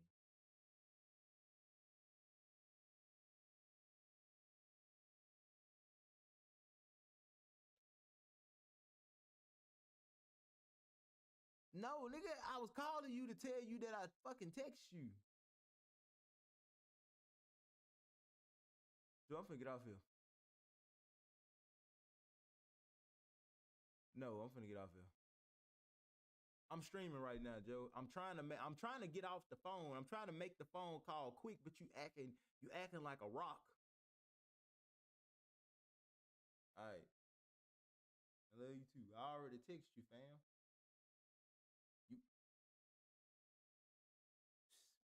Yeah. Nigga be playing games. Come on. Finds attractive. Oh no, this nigga say, a nigga look at a woman and he just automatically know that you know what I'm saying, that she attractive. She passed the boner test. Then he say, so it must be an algorithm for a woman to, you know, decide like what niggas is attractive to her. That's fucking, man, that is straight, man. That ain't crazy. That ain't nuts, man. That is buffoonery. That is wild. Like, nigga, you're talking about people, something that can be conscious as if it's a goddamn computer toy. Like, yeah, man, there's some memory. There's a programming in your blood that just says when it's titties and a fat ass, that's all you can ever find pretty. Like, bro, you do. Listen, niggas, we have to get out of that bullshit. You know what I'm saying? Acting like we are goddamn unconscious that's the ultimate NPC shit. Like, that's it right there. You're living your life off your fucking instincts and internal algorithms. Nigga, go beyond that. Nature say you supposed to, if that's the case, Mother Nature say you only supposed to eat, sleep, shit, fuck, and that's it. And make babies, and that's it. So why do you stay around for your kids? Fuck. Why do you fuck for fun? Why do you eat for fun? Why the fuck are people obese? Because if we was just operating like regular ass animals, we wouldn't be able to do that, nigga. We would eat, sleep, shit, fuck, and that's it. But you fuck for fun. You eat for fun. You eat when you're sad. You eat when you're depressed. You get depressed. You get angry. You can do all this other shit. Why is a nigga acting like just because I look at a bitch and she got titties and a fat ass and I instantly get hard? So you're trying to tell me that I cannot. So it's impossible for me to get hard for a bitch that's big, round, and sweaty. It's not impossible, nigga. Nothing changes that but a conscious fucking decision. See, now it's easier said than done because memory in your body is very strong. That's why addictions is hard to break. Because that memory is strong. You're trying to learn how to operate outside of the memory in your body. Your body is used to getting up and eating, sleeping, and shitting, and fucking, and smoking. But you're trying to get your body is of the physical world. This body is super committed to the cycles of material life and the duality of material life, just like the planets and the stars. They go in circle. Everything happens in a cycle. And your body is a part. Physicality lives within that cycle, the laws of duality. Your body is subject to that. That's why your body gets used to doing shit. That's why you smoke cigarettes, certain chemicals in the way your body works. It gets used to that. It gets so used to it that even when you try to stop, nigga, this bitch will respond crazy. It'll throw up and shit. Like, you be fucked up. You're trying to learn how to operate outside of the memory, how to consciously operate. Instead of just operating cigarette, you're trying to no, nigga, you're gonna listen to me. Put that down.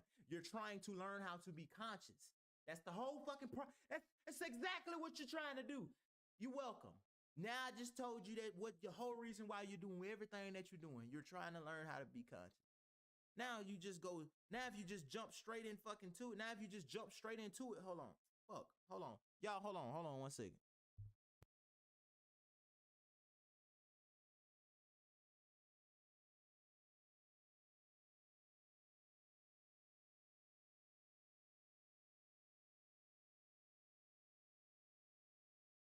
My girl called me again, y'all. Hold on. And you gonna plan a trip like that? You gonna do that?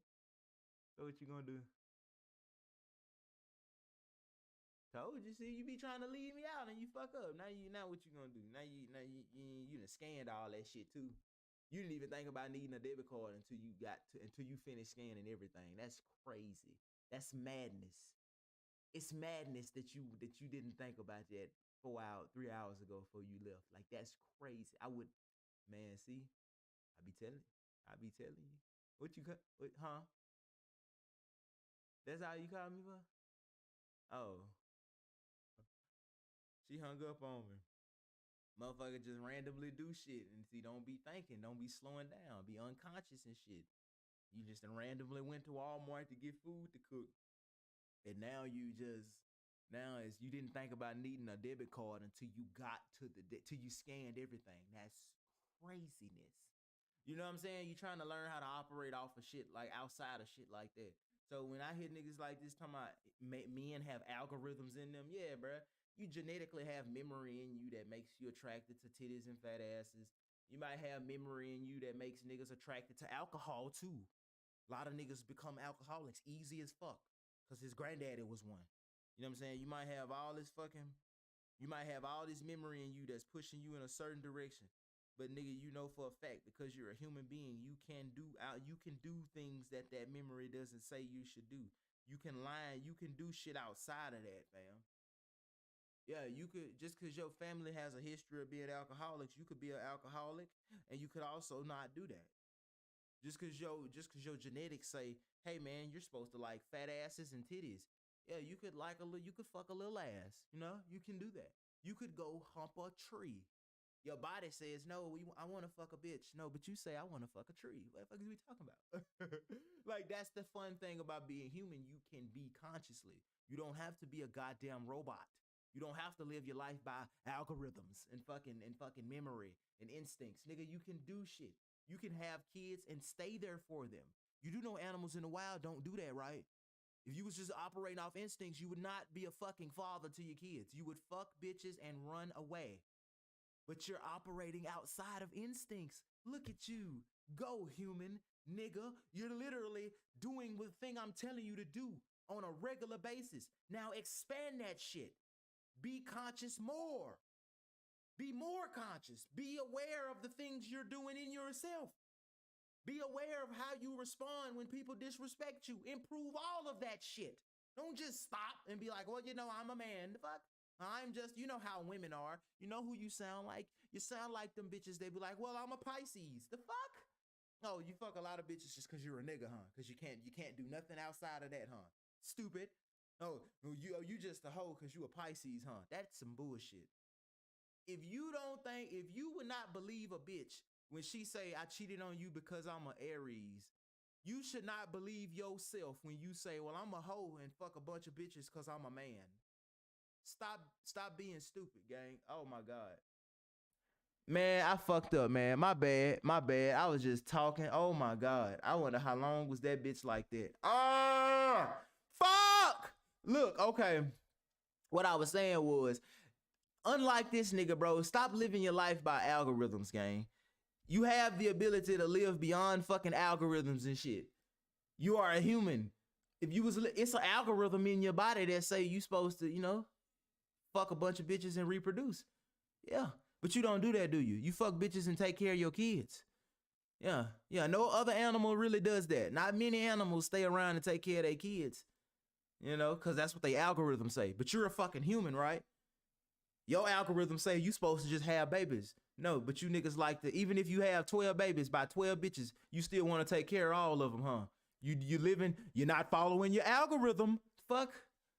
So when I hear niggas sit up here and talk about, because if a man naturally can see a fat ass and titties and his dick get hard, there must be an algorithm for women that says why women like the type of men they like. Yeah, because bitches is unconscious.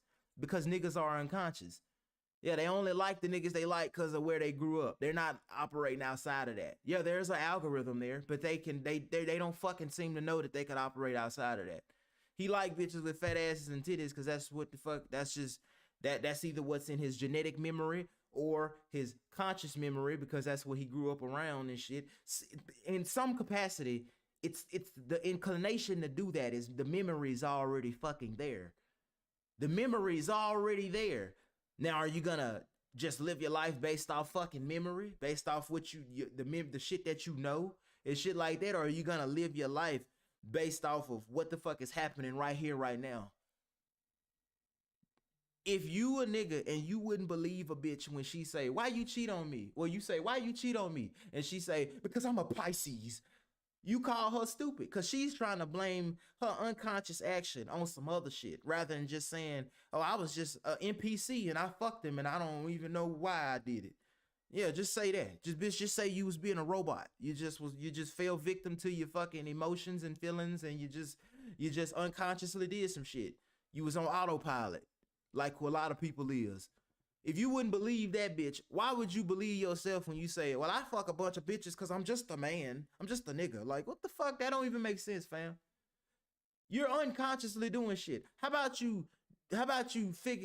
stop that and consciously do some shit? Don't just be on autopilot. You know what I'm saying? You move where your dick take you. You're not conscious. You're on autopilot, nigga. You're living like a fucking squirrel. Damn, so the bitches you fuck will never be outside of your genetic selection. That's crazy. Cause a nigga that's conscious, he can say, well, you know, I wanna fuck a little bitch. No, I wanna fuck a big one. Oh, and a skinny one. See, but his genetics, the algorithm in his body might say, hey, you are naturally attracted to fat asses and titties. But you might see, you know, something that ain't got that much ass and titties and be like, you know, I want to take that down. Or can you do it? Yes, you can, nigga. But see, your decision shouldn't be based off of how you was raised, what you was taught, what you know consciously. It should be, what you know subconsciously. It should be a conscious choice. It should be in your awareness. You know why people lives fly by so fast? Because these niggas literally they're not paying attention. They zoned out the whole time. And by the time they snap into it, shit, they like, oh, I'm 40 now. Yeah, nigga, because you was just, you ever seen the memes where nigga driving to work? You remember SpongeBob when Squidward moved to that town where it was a bunch of Squidwards, it was a lot of squids, and he was doing that shit where he was just on autopilot every day. Like he wasn't living. He was dead as fuck, but he was alive. But he wasn't living. He was just here, nigga, doing the same shit every day because he just on autopilot. His body was in a cycle, and he don't know how to live his life beyond his physicality. So because his body is caught up in the cycle, your body gonna do the same shit every day. If you eat, sleep, shit, fucking smoke every day, your body's gonna wake up ready to eat, sleep, shit, and fuck. So in order to make your body do something outside of that natural pattern, you're going to have to consciously do something. Your body's gonna say, I'm ready to smoke today. And you're gonna have to say, sit the fuck down, nigga. We're going to the gym, you stupid bitch. You're gonna have to get your body to listen to you. And you know how to do that? You have to live your life. You have to begin to consciously know yourself beyond your physicality. Right now, your identity is rooted in your physicality, your skin color, your race, your religion, your body, your hair, your fucking status in the world, all that shit. Your mind is a part of your physicality. The mind can create up. The mind is where we create the conspiracies of status and wealth and value. We create language. All that shit is a conspiracy created from the mind and memory, which is what your intellect uses to function. Your intellect cannot function without memory. Once again, all of this is a byproduct of physicality. So if you don't know yourself beyond your physicality, that means you don't know who you are beyond your mind, your body, your emotions, your thoughts, your race, your religion. You don't know who you are beyond that. So everything that you do is going to be from that place. That's why it's so hard for a lot of people to overcome addictions, because if they knew how to operate beyond their five senses, their body could be sitting here fiending for a cigarette.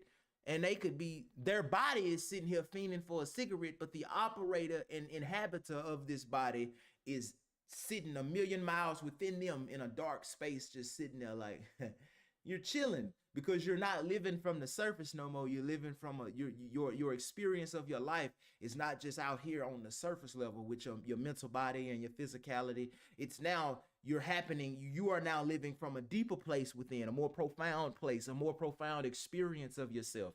Your experience of yourself isn't just your eyes, ears, nose, and shit like that in your five senses. Your experience of yourself has now went beyond your five senses. So now, even though your body is sitting here sweating and shaking, your body throwing up because you're ready for that cigarette, or you're hurting, your stomach hurting, your body's so used to doing it, like, come on, man, just another cigarette. Come on, man, just another pack of noodles. Come on, man, just beat off one time. Come on, man, let's fuck another bitch. You can sit there and withstand all of that with grace, and your body can fucking just be trembling at the sight of change while you consciously sit within yourself and you handle it with grace. The same way if you get a cut, it might hurt like hell, but you can sit there. If it's not too bad of a cut, a lot of y'all can sit there and be in pain like a motherfucker, but still be feeling okay. You get what I'm saying? But how far are you going to take that strength, that ability? How much are you going to just work out your muscles, or are you going to work out your consciousness? Are you going to, your awareness? Are you going to push yourself to respond differently and go against all the things you know? Well, I've been doing, when people disrespect me, I've been punching niggas. Today I'm not going to do it. That's like doing a push-up, because, nigga, that's hard. If you've been punching niggas every time they disrespect you, the first time you try to not do it, you're going to be, man, your ass might start shaking because you're ready to jump on this nigga. But see, that's a push-up. You just did a workout. You know what I'm saying? But you keep doing it. Eventually, now you can become, you get better at operating consciously. Instead of punching niggas that you know how to punch niggas who disrespect you. So now you'll try all types of other shit. I might talk to a nigga that disrespect me. I might be nice to a nigga that disrespect me. I might just walk away from a nigga that disrespect me. Like, you begin to understand that a human being has no definition. You can consciously be however you wish to be. And then when you realize that, we get to the question of, well, how do I be happy? Now the answer, now when people ask you that question, it's strange, because you're like asking, now when they ask you how to be happy, you feel like they've almost asked you, when you look over, when I say look over there and you look over there, how do you blink? How you do it? How do you look with your eyes? You don't know how to answer it when they say, how do I be happy? Because the real answer to it is you just be happy, nigga. But see, you can't tell them that, because if you do, they don't know how to do that. They don't even understand what the fuck you saying. You sound crazy. They don't get that. Like, they don't. So because they think in order to be happy, they don't even know how them as an individual operates. But see, at that point, you've realized that your experience of life is directly determined by you. You could be poor and be happy. It's a conscious choice. It's nothing standing between you and that, and a choice. You can go from poverty to wealth, from here to here, and everything in the middle. You can do that joyfully. You can start poor and be happy, and you can end rich and be happy the whole time. You can do that. It's a decision, a conscious decision. How do I want to be at this moment based off what's happening around me? Do I want to lose my shit? No. Do I want to be angry? Do I want to be depressed? I think I want to be joyful. When you learn how to consciously make that decision 24/7, 365 every day, and choose what you want, your whole suffering, that's the end of suffering. You'll never suffer again. Never. Even in death, you'll never suffer. Because nothing, once your experience goes past living based out of your physicality, now every moment of your life is an expression of your joy, rather than trying to find your joy in every moment of your life. Now your life is just an expression. You're joyful no matter where you go, because you choose to be that way.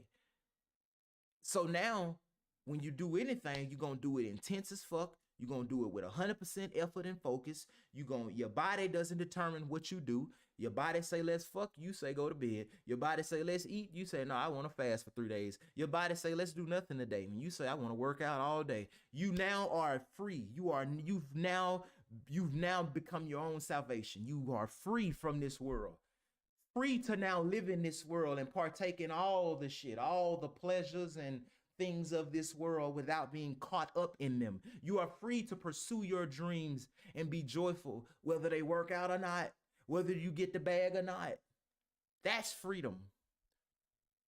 Living by, like this nigga talking about living by algorithms, that's not freedom, nigga. Because my algorithm might say, you only get to fuck fat bitches. Yeah, see, I don't like that algorithm. See, my shit might get hard when I see a fat bitch, but what if I want to go fuck? What if I want to fuck something with a little shape?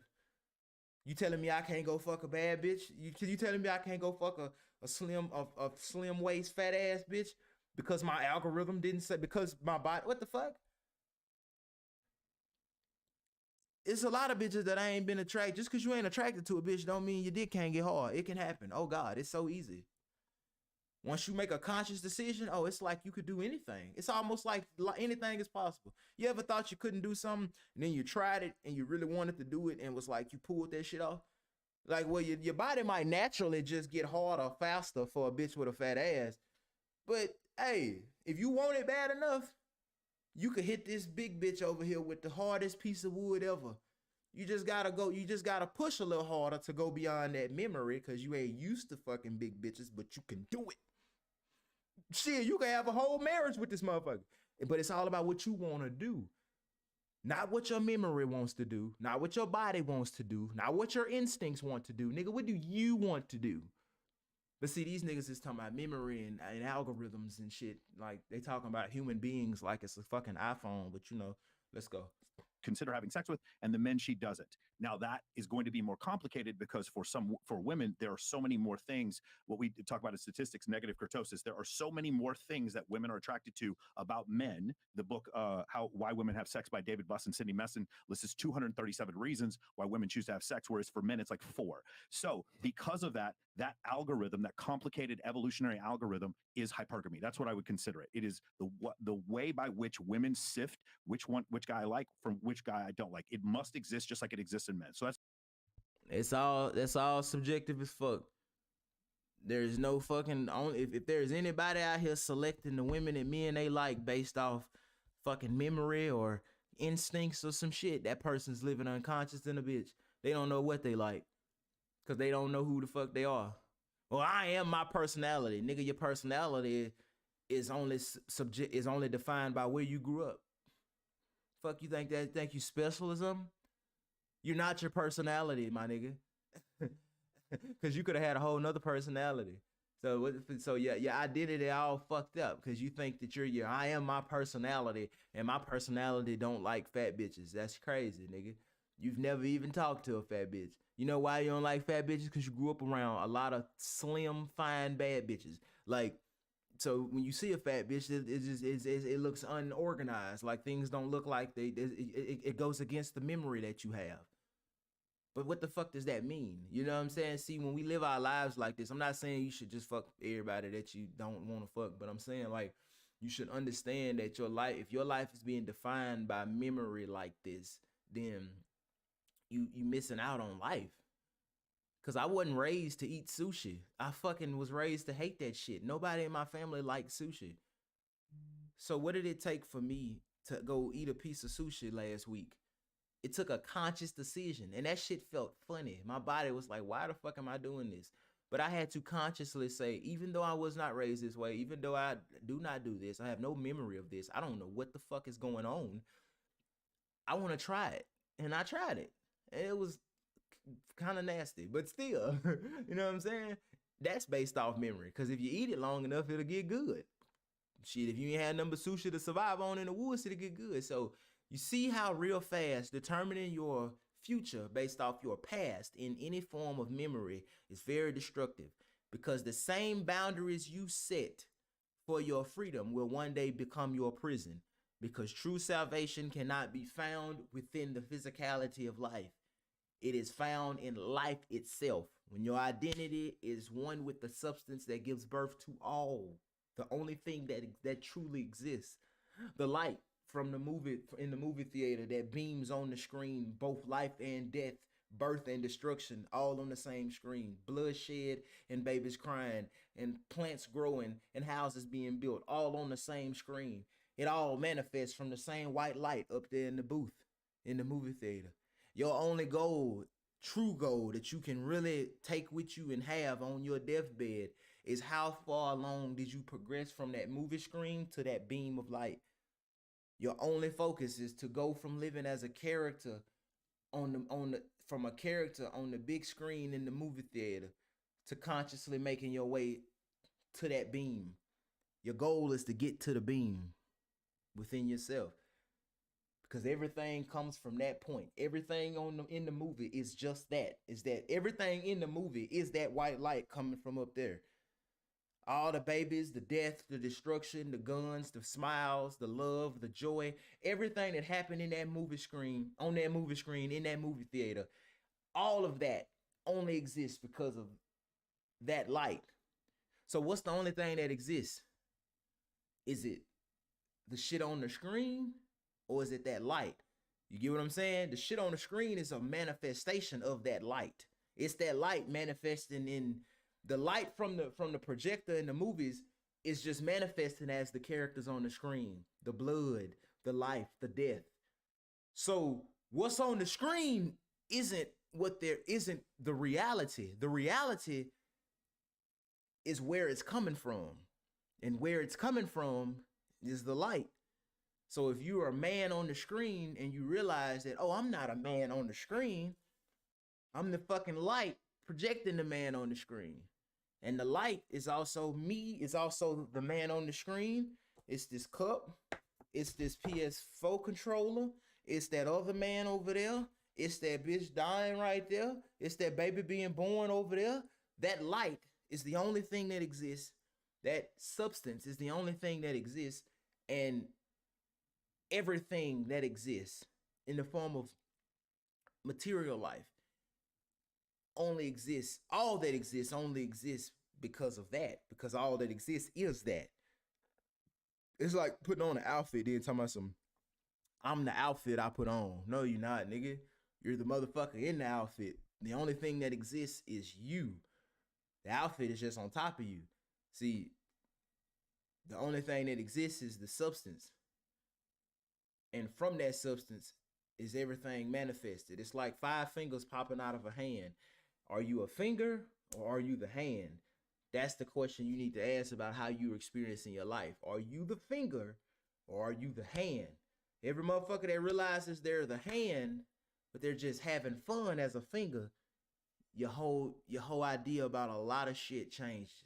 You're like, so you shift a lot of shit around. Because a lot of people only know themselves as the finger. This is me, this is my mama, this is my car, and this is my dog, and this is my baby. And you think all of them is 5 different things, but you really don't know. It's just one thing taking on 5 different forms. So, But you, hey, man, see, man, we'll derail all this shit. I'll make a nigga pull their book off the shelf. He say he wrote a book. Dude right here wrote a book. Boy, I'll make you take that bitch down. That's the way I would pose it. All right, would it be fair to say it's sifting up though, right? Yes, it's not of course. sifting, just sifting. It's sifting up because her evolutionary imperative is to find the strongest son that she can. So that strongest son is going to deal with some competency or some physicality that man has that she's choosing him for. All right, is that fair for you guys? I accept the definition. Yeah, you accept that definition. All right, I agree. So a quick little recap. So we went over defining the terms. We went over high value men.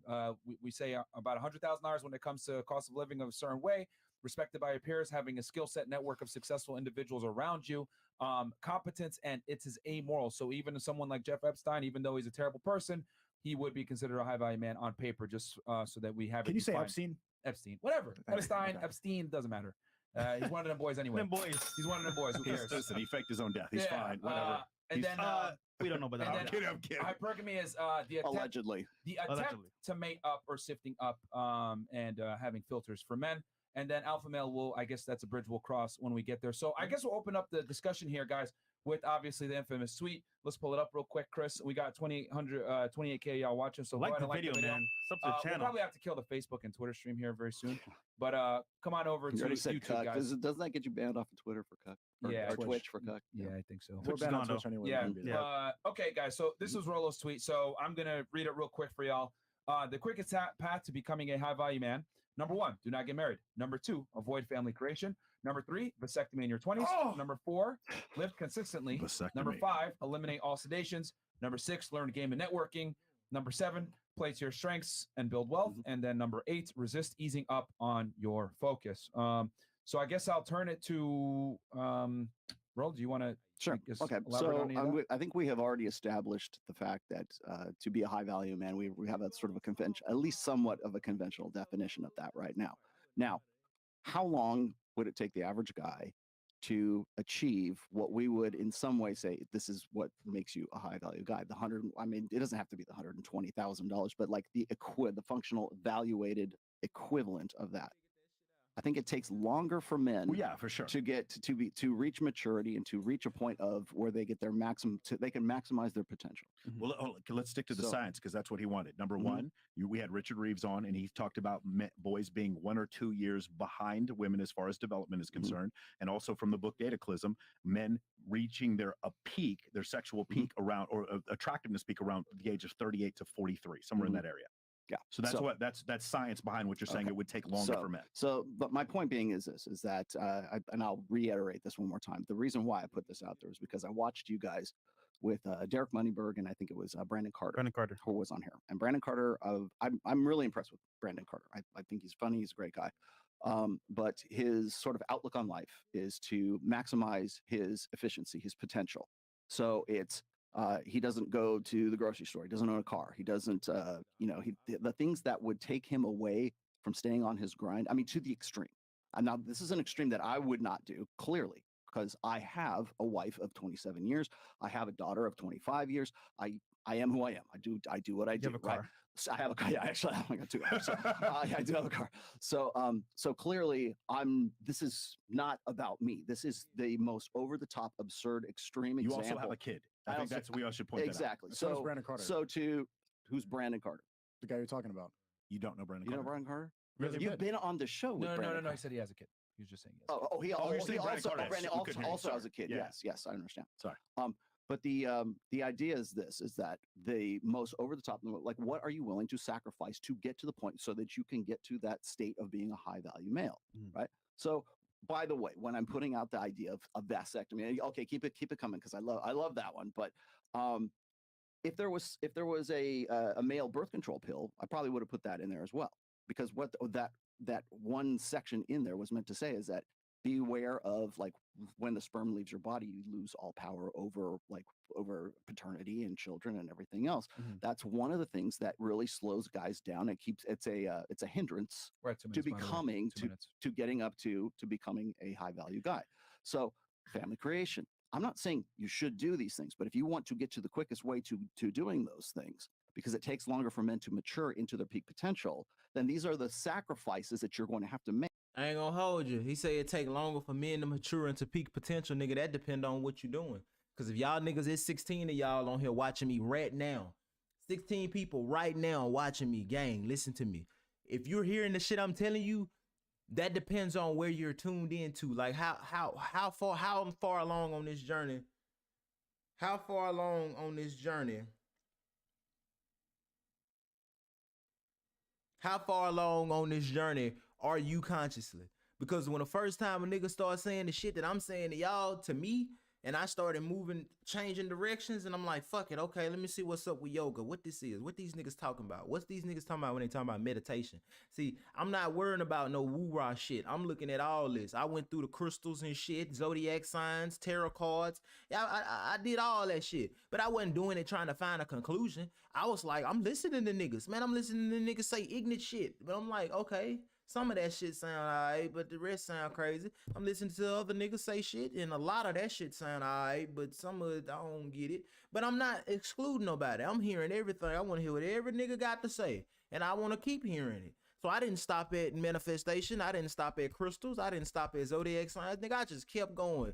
And I keep hearing niggas talk. I'm keep learning about different higher teachings. And I'm like, I want to know the highest of the highest. So I'm like, oh, this nigga talking about crystals. And I'm like, oh, okay. But this nigga talking about meditation. And I'm like, oh, okay. And this nigga talking about manifestation. I'm like, oh, okay. And this nigga talking about yoga. I'm like, oh, okay. And this nigga talking about enlightenment. I'm like, oh, shit. And this nigga talking about illumination. And this nigga talking about fucking the cycle of rebirth and never coming back and all that shit. I'm like, man, what the fuck? So I'm like, who? So I'm like, so I'm researching all this shit and I'm finding out. I'm like, oh, these niggas is really living like this. Like, so it goes, so there's more shit we can do as a person. There's more ways that I can operate as a human. There's more fucking ways that I can operate as a goddamn human. You know what I'm saying? I like, hold on. I like, there's more that I can do. So I started moving farther and farther and farther beyond that. But see, that was because, nigga, when I seen that, based off where I was in my life at that time, when I heard a nigga talking about God and spirituality and crystals and zodiac signs and shit, when I heard a nigga first talking about that, I was like, I wasn't looking at it like, oh, I found the end. See, based off where I was, not my body, but my life, look, not my life, because there isn't no separation of life, but based off where I was, my human consciousness, where I was consciously within myself, just naturally, based off everything that happened in while I would have, as long as I had been alive up to that point, and everything that had happened to me prior to my birth, based off the shit that I know and the shit that I don't know, based off everything that has ever happened up to that point in my life, all the shit that I can consciously speak on and the shit that I know nothing about, based off all of that, when it fell upon my experience, I didn't seek out that to go just get money, to just have bitches. I sought it out because I wanted to, there was some inclination in me that just made me I wanted to know the highest of the highest. And they ended up leading me. I ended up leading myself down a path of where I made my way to being initiated into Kriya Yoga and looking at myself and learning about myself as a life, as a conscious piece of creation in a more profound way. Now, other people might hear what the shit that I'm telling, because a lot of shit I'm telling y'all was shit that I heard over a few years. But I tell y'all that shit in a few hours, like, you know what I'm saying? Because I hit y'all with all the biggest shit that I've gathered in my experience of living, not reading, not remembering, just living, just being alive, and looking at the world. When I tell you that, you have the opportunity to take it and move on it how you want to move. So when he says just based off, guys just naturally mature slower, like, nigga, you can mature slower, or you can speed that shit up. You know what I'm saying? I consciously do yoga daily, like, not because I'm supposed to, but nigga, I do it because I consciously want to, on purpose, speed up the fucking process of my conscious evolution, the evolution of my consciousness. I want to speed that shit up. You know what I'm saying? A nigga there's nothing saying a nigga can not want to fuck hoes at 15. But are there many 15-year-olds being raised by people who are illuminated, intelligent, conscious, aware enough, any of that shit, enough to guide this, to give this young person the spiritual fiber that he's going to need to overcome that memory? He comes from a line of fucking family members who all was fucking who was hyperactive fucking when they was teenagers. You get what I'm saying? He comes from so much subconscious implanted seeds from his uncles and fathers, his mothers and girlfriends and kids in his neighborhood. He's growing up in a society that's basically showing him that when you're a teenager, it's okay to fuck just fuck like crazy. That's okay. So if this nigga has nobody in his family who gives him that, hold on.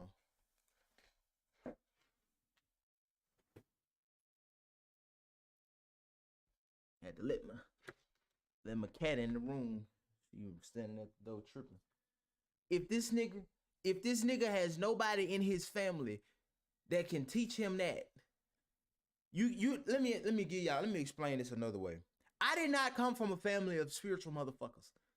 The fact that I moved down the path that I moved down was solely based off who I was when that shit fell on my experience. I was in the right place I was the right way within myself to where it would lead me to where I am now. The next nigga you might talk to, it'll take a person that's at a certain place within themselves to grow up around a shit ton of unconscious people and just make his way to being conscious based off where he is within himself. You get what I'm saying? So I might be telling y'all the shit I'm telling y'all, and some of y'all might be like, "Oh yeah, we finna go further into that." But some of y'all might be listening to me and say, "Yeah, you know what? Fuck that. We'll worry about that when I'm 50." You get what I'm saying? But that's all gonna be based off who you are right now within yourself. It's some 15-year-old niggas you can tell him, you ain't even gotta tell him. He's consciously gonna override that memory on his own. He just gonna say, "Yeah, I grew up around this. I was taught this. I was raised like this. It's normal to everybody." But he's going to be able to step outside of memory and say, even though it would be easy to do this, I'ma still not do it.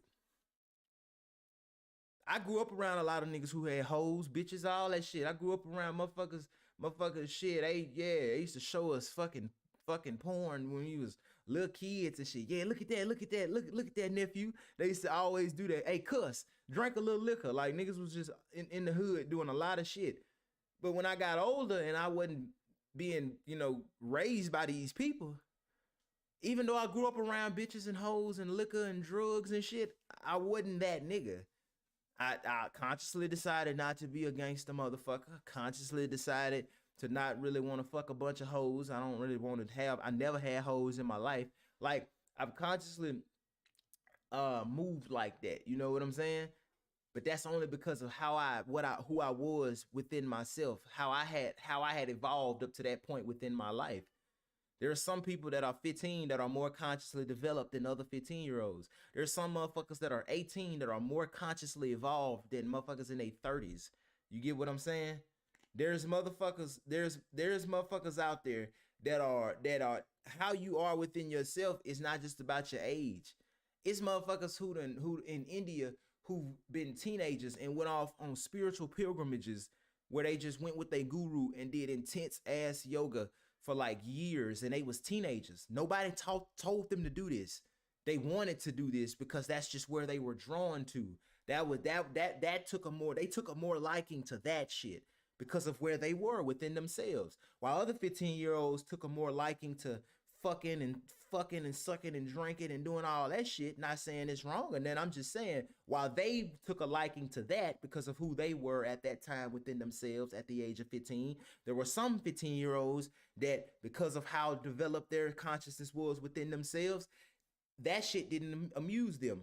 They saw more amusement in spiritual evolution, you say. Like that shit made them, even at the age of 15, they was like, damn. See, but it doesn't matter. The motherfucker who was 15 years old fucking and sucking and drinking, he could have did the same shit.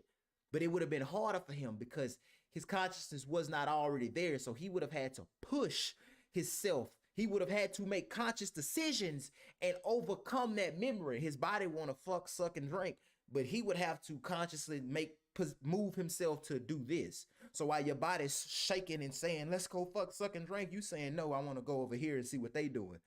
And that don't usually happen a lot. You don't have a lot of people. That doesn't happen to a lot of people a lot. You know what I'm saying?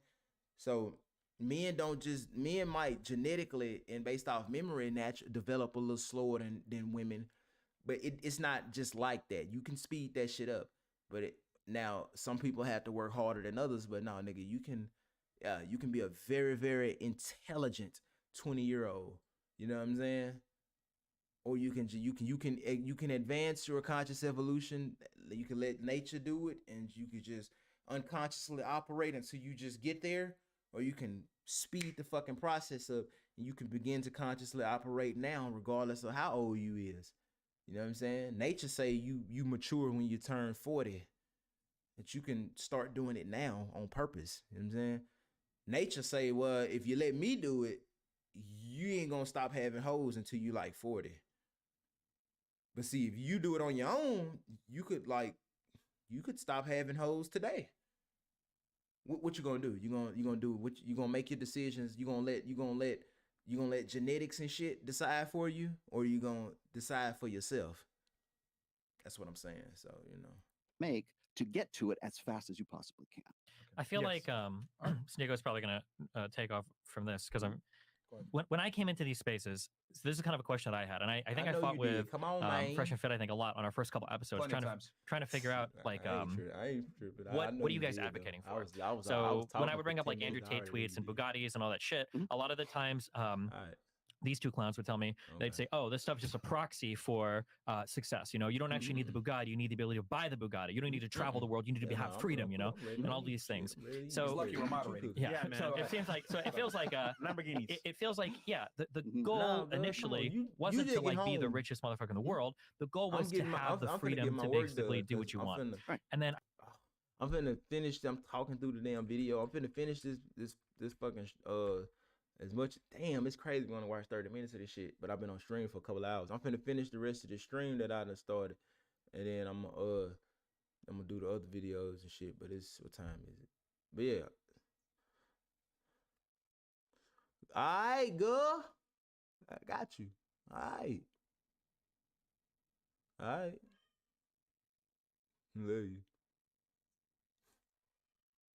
Take off from this because when I came into these spaces, so this is kind of a question that I had, and I think I fought with Fresh and Fit, I think, a lot on our first couple episodes, trying to figure out like what are you guys advocating for? So when I would bring up like Andrew Tate tweets and Bugattis and all that shit, a lot of the times these two clowns would tell me, they'd say, oh, this stuff's just a proxy for success. You know, you don't actually need the Bugatti. You need the ability to buy the Bugatti. You don't need to travel the world. You need to have freedom, you know, and all these things. So lucky we're moderating. Yeah, man. So it seems like, it feels like Lamborghinis. It feels like, yeah, the goal initially wasn't to like be the richest motherfucker in the world. The goal was to have the freedom to basically do what you want. Right. And then I think the confusing part is it feels like there's this kind of schism happening right now, or it's already started to happen in the Red Pill community, where you've got like the kind of trad people that are going in one direction, and then you've got like the grind set hustle culture that are going in the other direction. And it feels like the light right now, or it's already started to happen in the red pill community, where you've got like the kind of trad people that are going in one direction, and then you've got like the grind set hustle culture that are going in the other direction. And it feels like the lightning point for this was your tweet, where it was like, okay, we're going to make it clear where we stand. Get a fucking vasectomy, fuck family, and do this shit.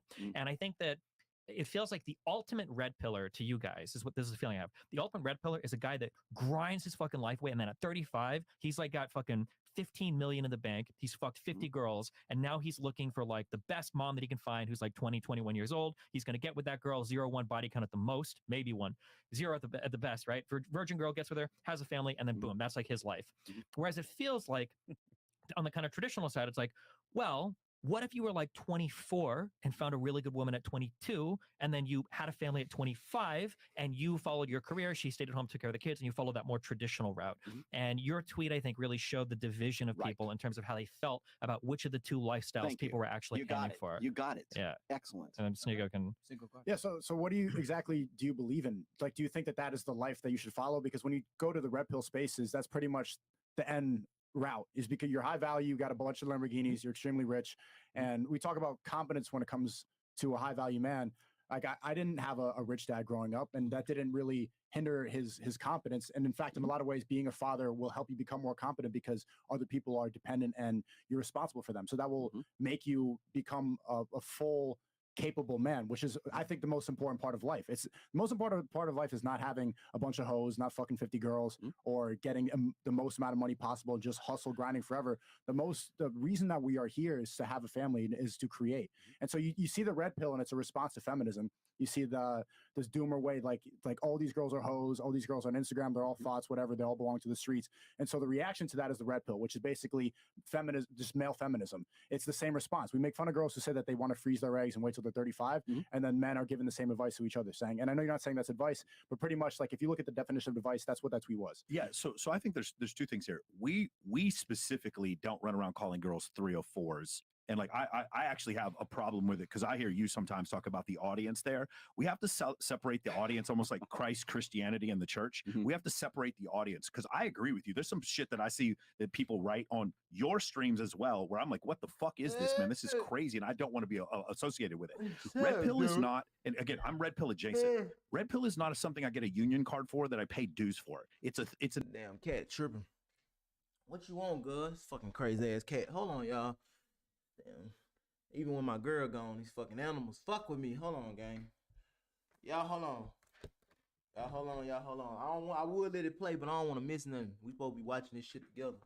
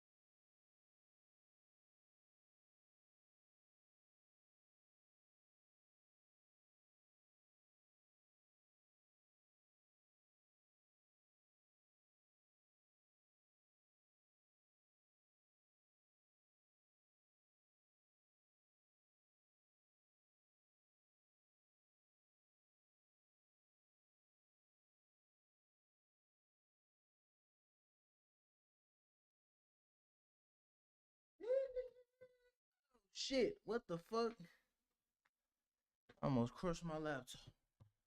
An ethereal thing that just sort of exists. Like, he calls it a praxeology. So the idea that, like, one of the things that's happened is every time, because he calls himself the godfather of it, when somebody does some stupid shit in the arena, then it's his fault. And then now we're going to punch his book. Cause now the thing is, it's just a cloud, but then there's a book. Okay. Now we have a physical thing to attack.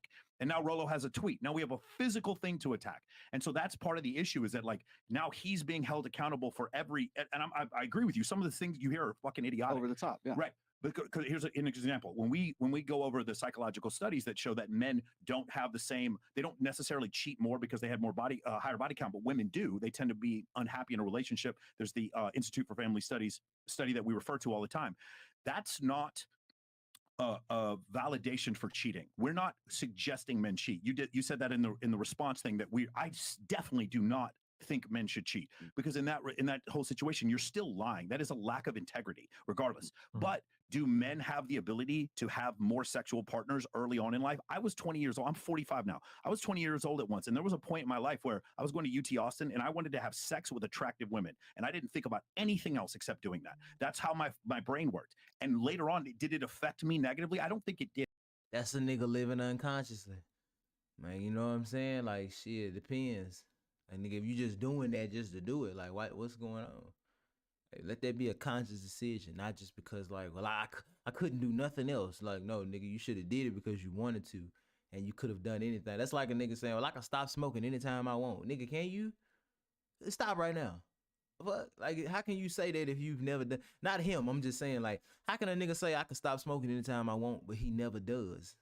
Nigga, if you've never tried to stop, if you've never stopped, shut the fuck up. You can't do that. Like, you can't.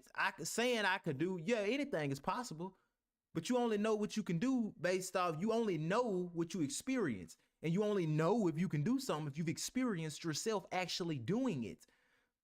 Just because you have not experienced yourself doing it doesn't mean it's impossible now. Don't get me twisted. It's not impossible. But if you have not done it, you don't even know. You don't know if you can do it. But you don't know if you can't do it either. So instead of trying to know if it's possible or not, you should just try to fucking do it. And then if you do it and you experience yourself doing it, now you know. Because in order to know, you must experience. So yeah, that's nah. You know what I'm saying? Niggas is, you know what I'm saying? We got to do better, fellas. We got to learn how to live outside of our hormones. Your body should be able to say fuck hoes, fuck hoes, fuck hoes, but you should be able to make this motherfucker do other stuff. You should not fall victim to your impulses and compulsion and compulsive habits. You are not free. You are a slave to the duality and physicality of this world. Once you are no longer a slave to the physicality of life, now you're free, my nigga.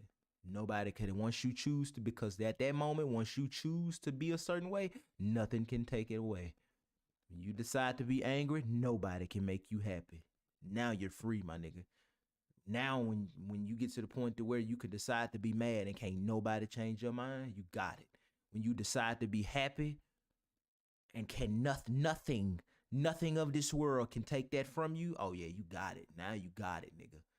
When I decide to go to the fucking gym and there's nothing my body can do to stop me. My body can start, this bitch can start sweating, I'ma go.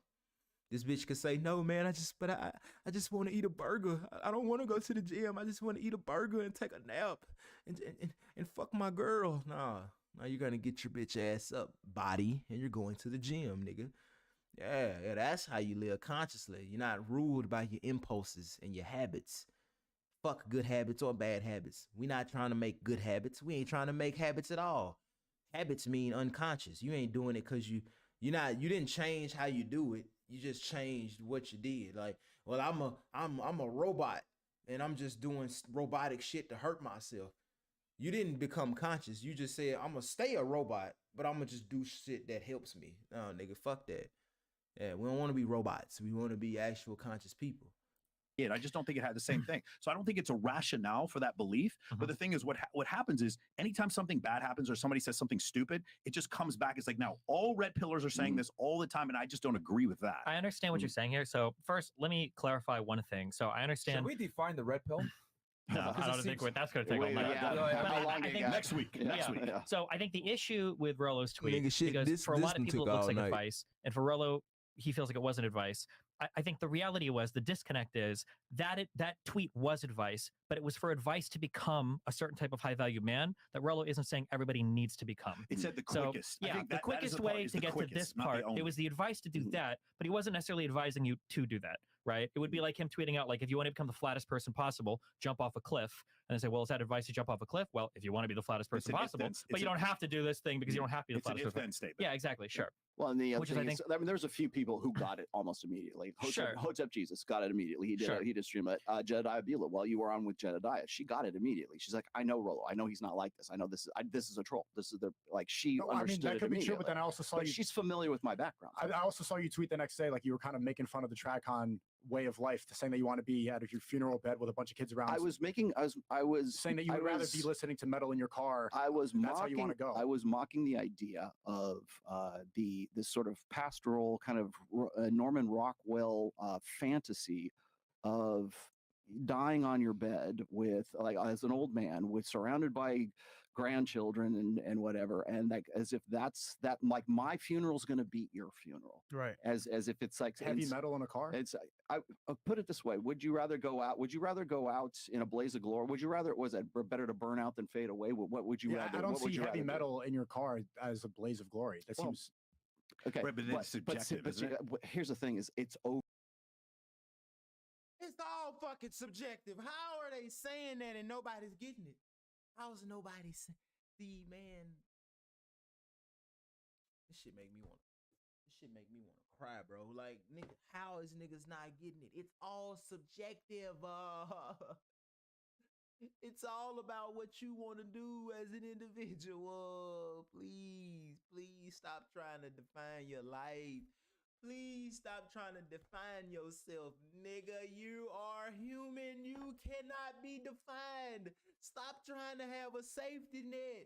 There is no protection, nigga. There is no safety. There is no definition. There is no fucking purpose. There is none of that, nigga. You're alive. Now be, nigga, be. Learn how to be.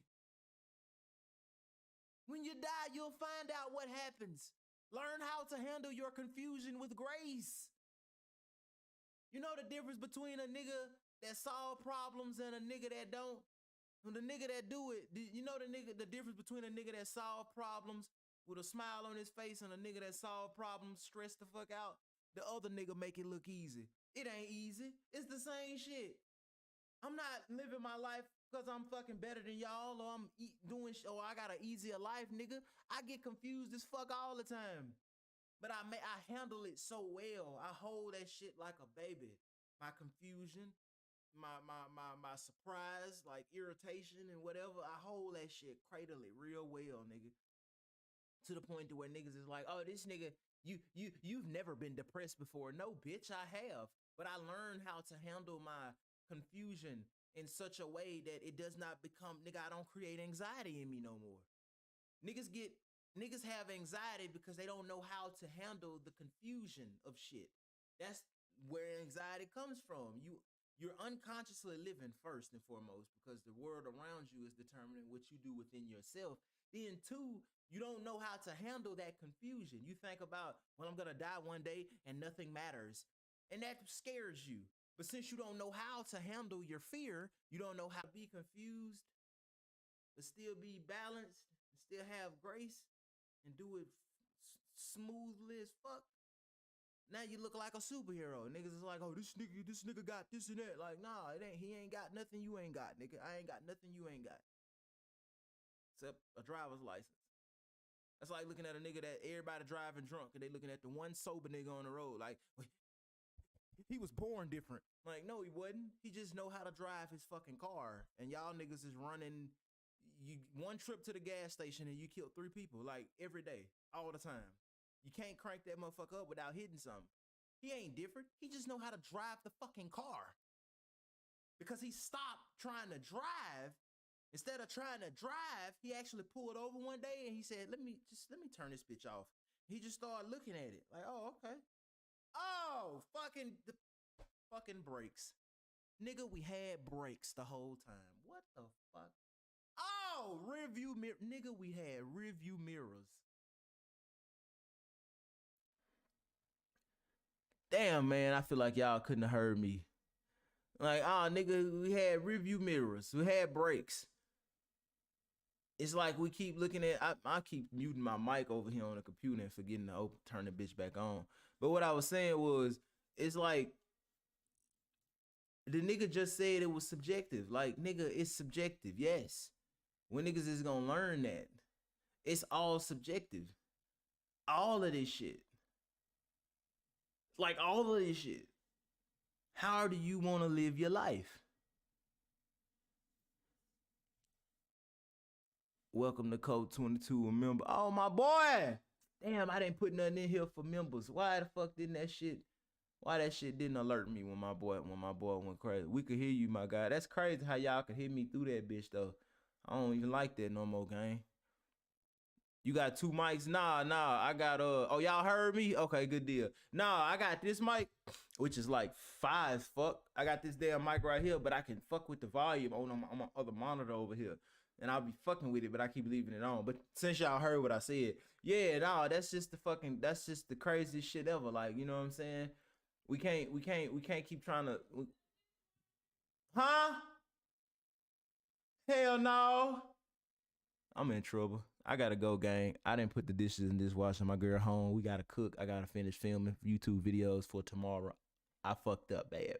But I'm finna go. I love y'all. We're gonna finish this video. We're gonna finish this video over the next couple of days. I'm gonna try to probably knock this bitch out tomorrow.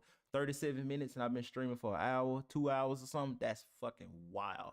But look, let me get up off here, man. I fucking love y'all so much. I'm finna go. I'm gonna be back soon. I got a big stream plan coming up soon, bro. We're gonna stream for 10 hours straight. We're gonna break the last record, which was 8 hours. We're gonna stream for 10 hours straight. I got a big dumbass stream plan. I can now connect my PlayStation 4 to the game. So I'm gonna hook this motherfucker. I'm gonna hook my PS4 up to the game. You know what I'm saying? I'm trying to get out of this. What been my problem, y'all? My problem been I've been slowly convincing myself that in order for me to stream, I have to do these long ass fucking streams, because I know I can get on this bitch for an hour, no problem. An hour ain't shit. That's nothing for me to get on here and have fun and do a whole fucking segment with y'all motherfuckers. But my dumb ass been trying to been getting caught up in this rhythm of thinking like every time I stream I gotta do 3-4 hours, because last time the third time for last I did 5 hours, then I did 8 hours, then the next one gonna be like 10. You know what I'm saying? So I'm getting out of that shit. So that way I know that I can hop on here and holler at y'all for an hour, 2 hours, 30 minutes, 3 hours. Like a nigga, I'm making sure I know that it's okay. You know what I'm saying? Because I've been fucking tripping. Or else I would have been streamed a lot more. You know what I'm saying? Like I wouldn't. But that's me against myself.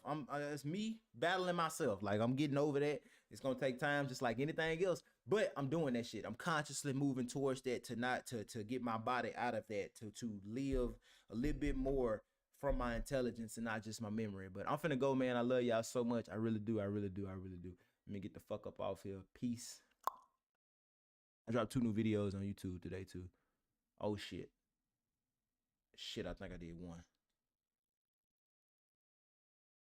Hold on. Let's see. Drop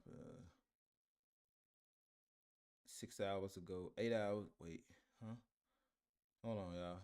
Oh my god. Did I do 1? Fuck, 6 hours. Okay, shit. I gotta do the next one. Son of a bitch. Why did I do that, man? I can't be doing that. Shit.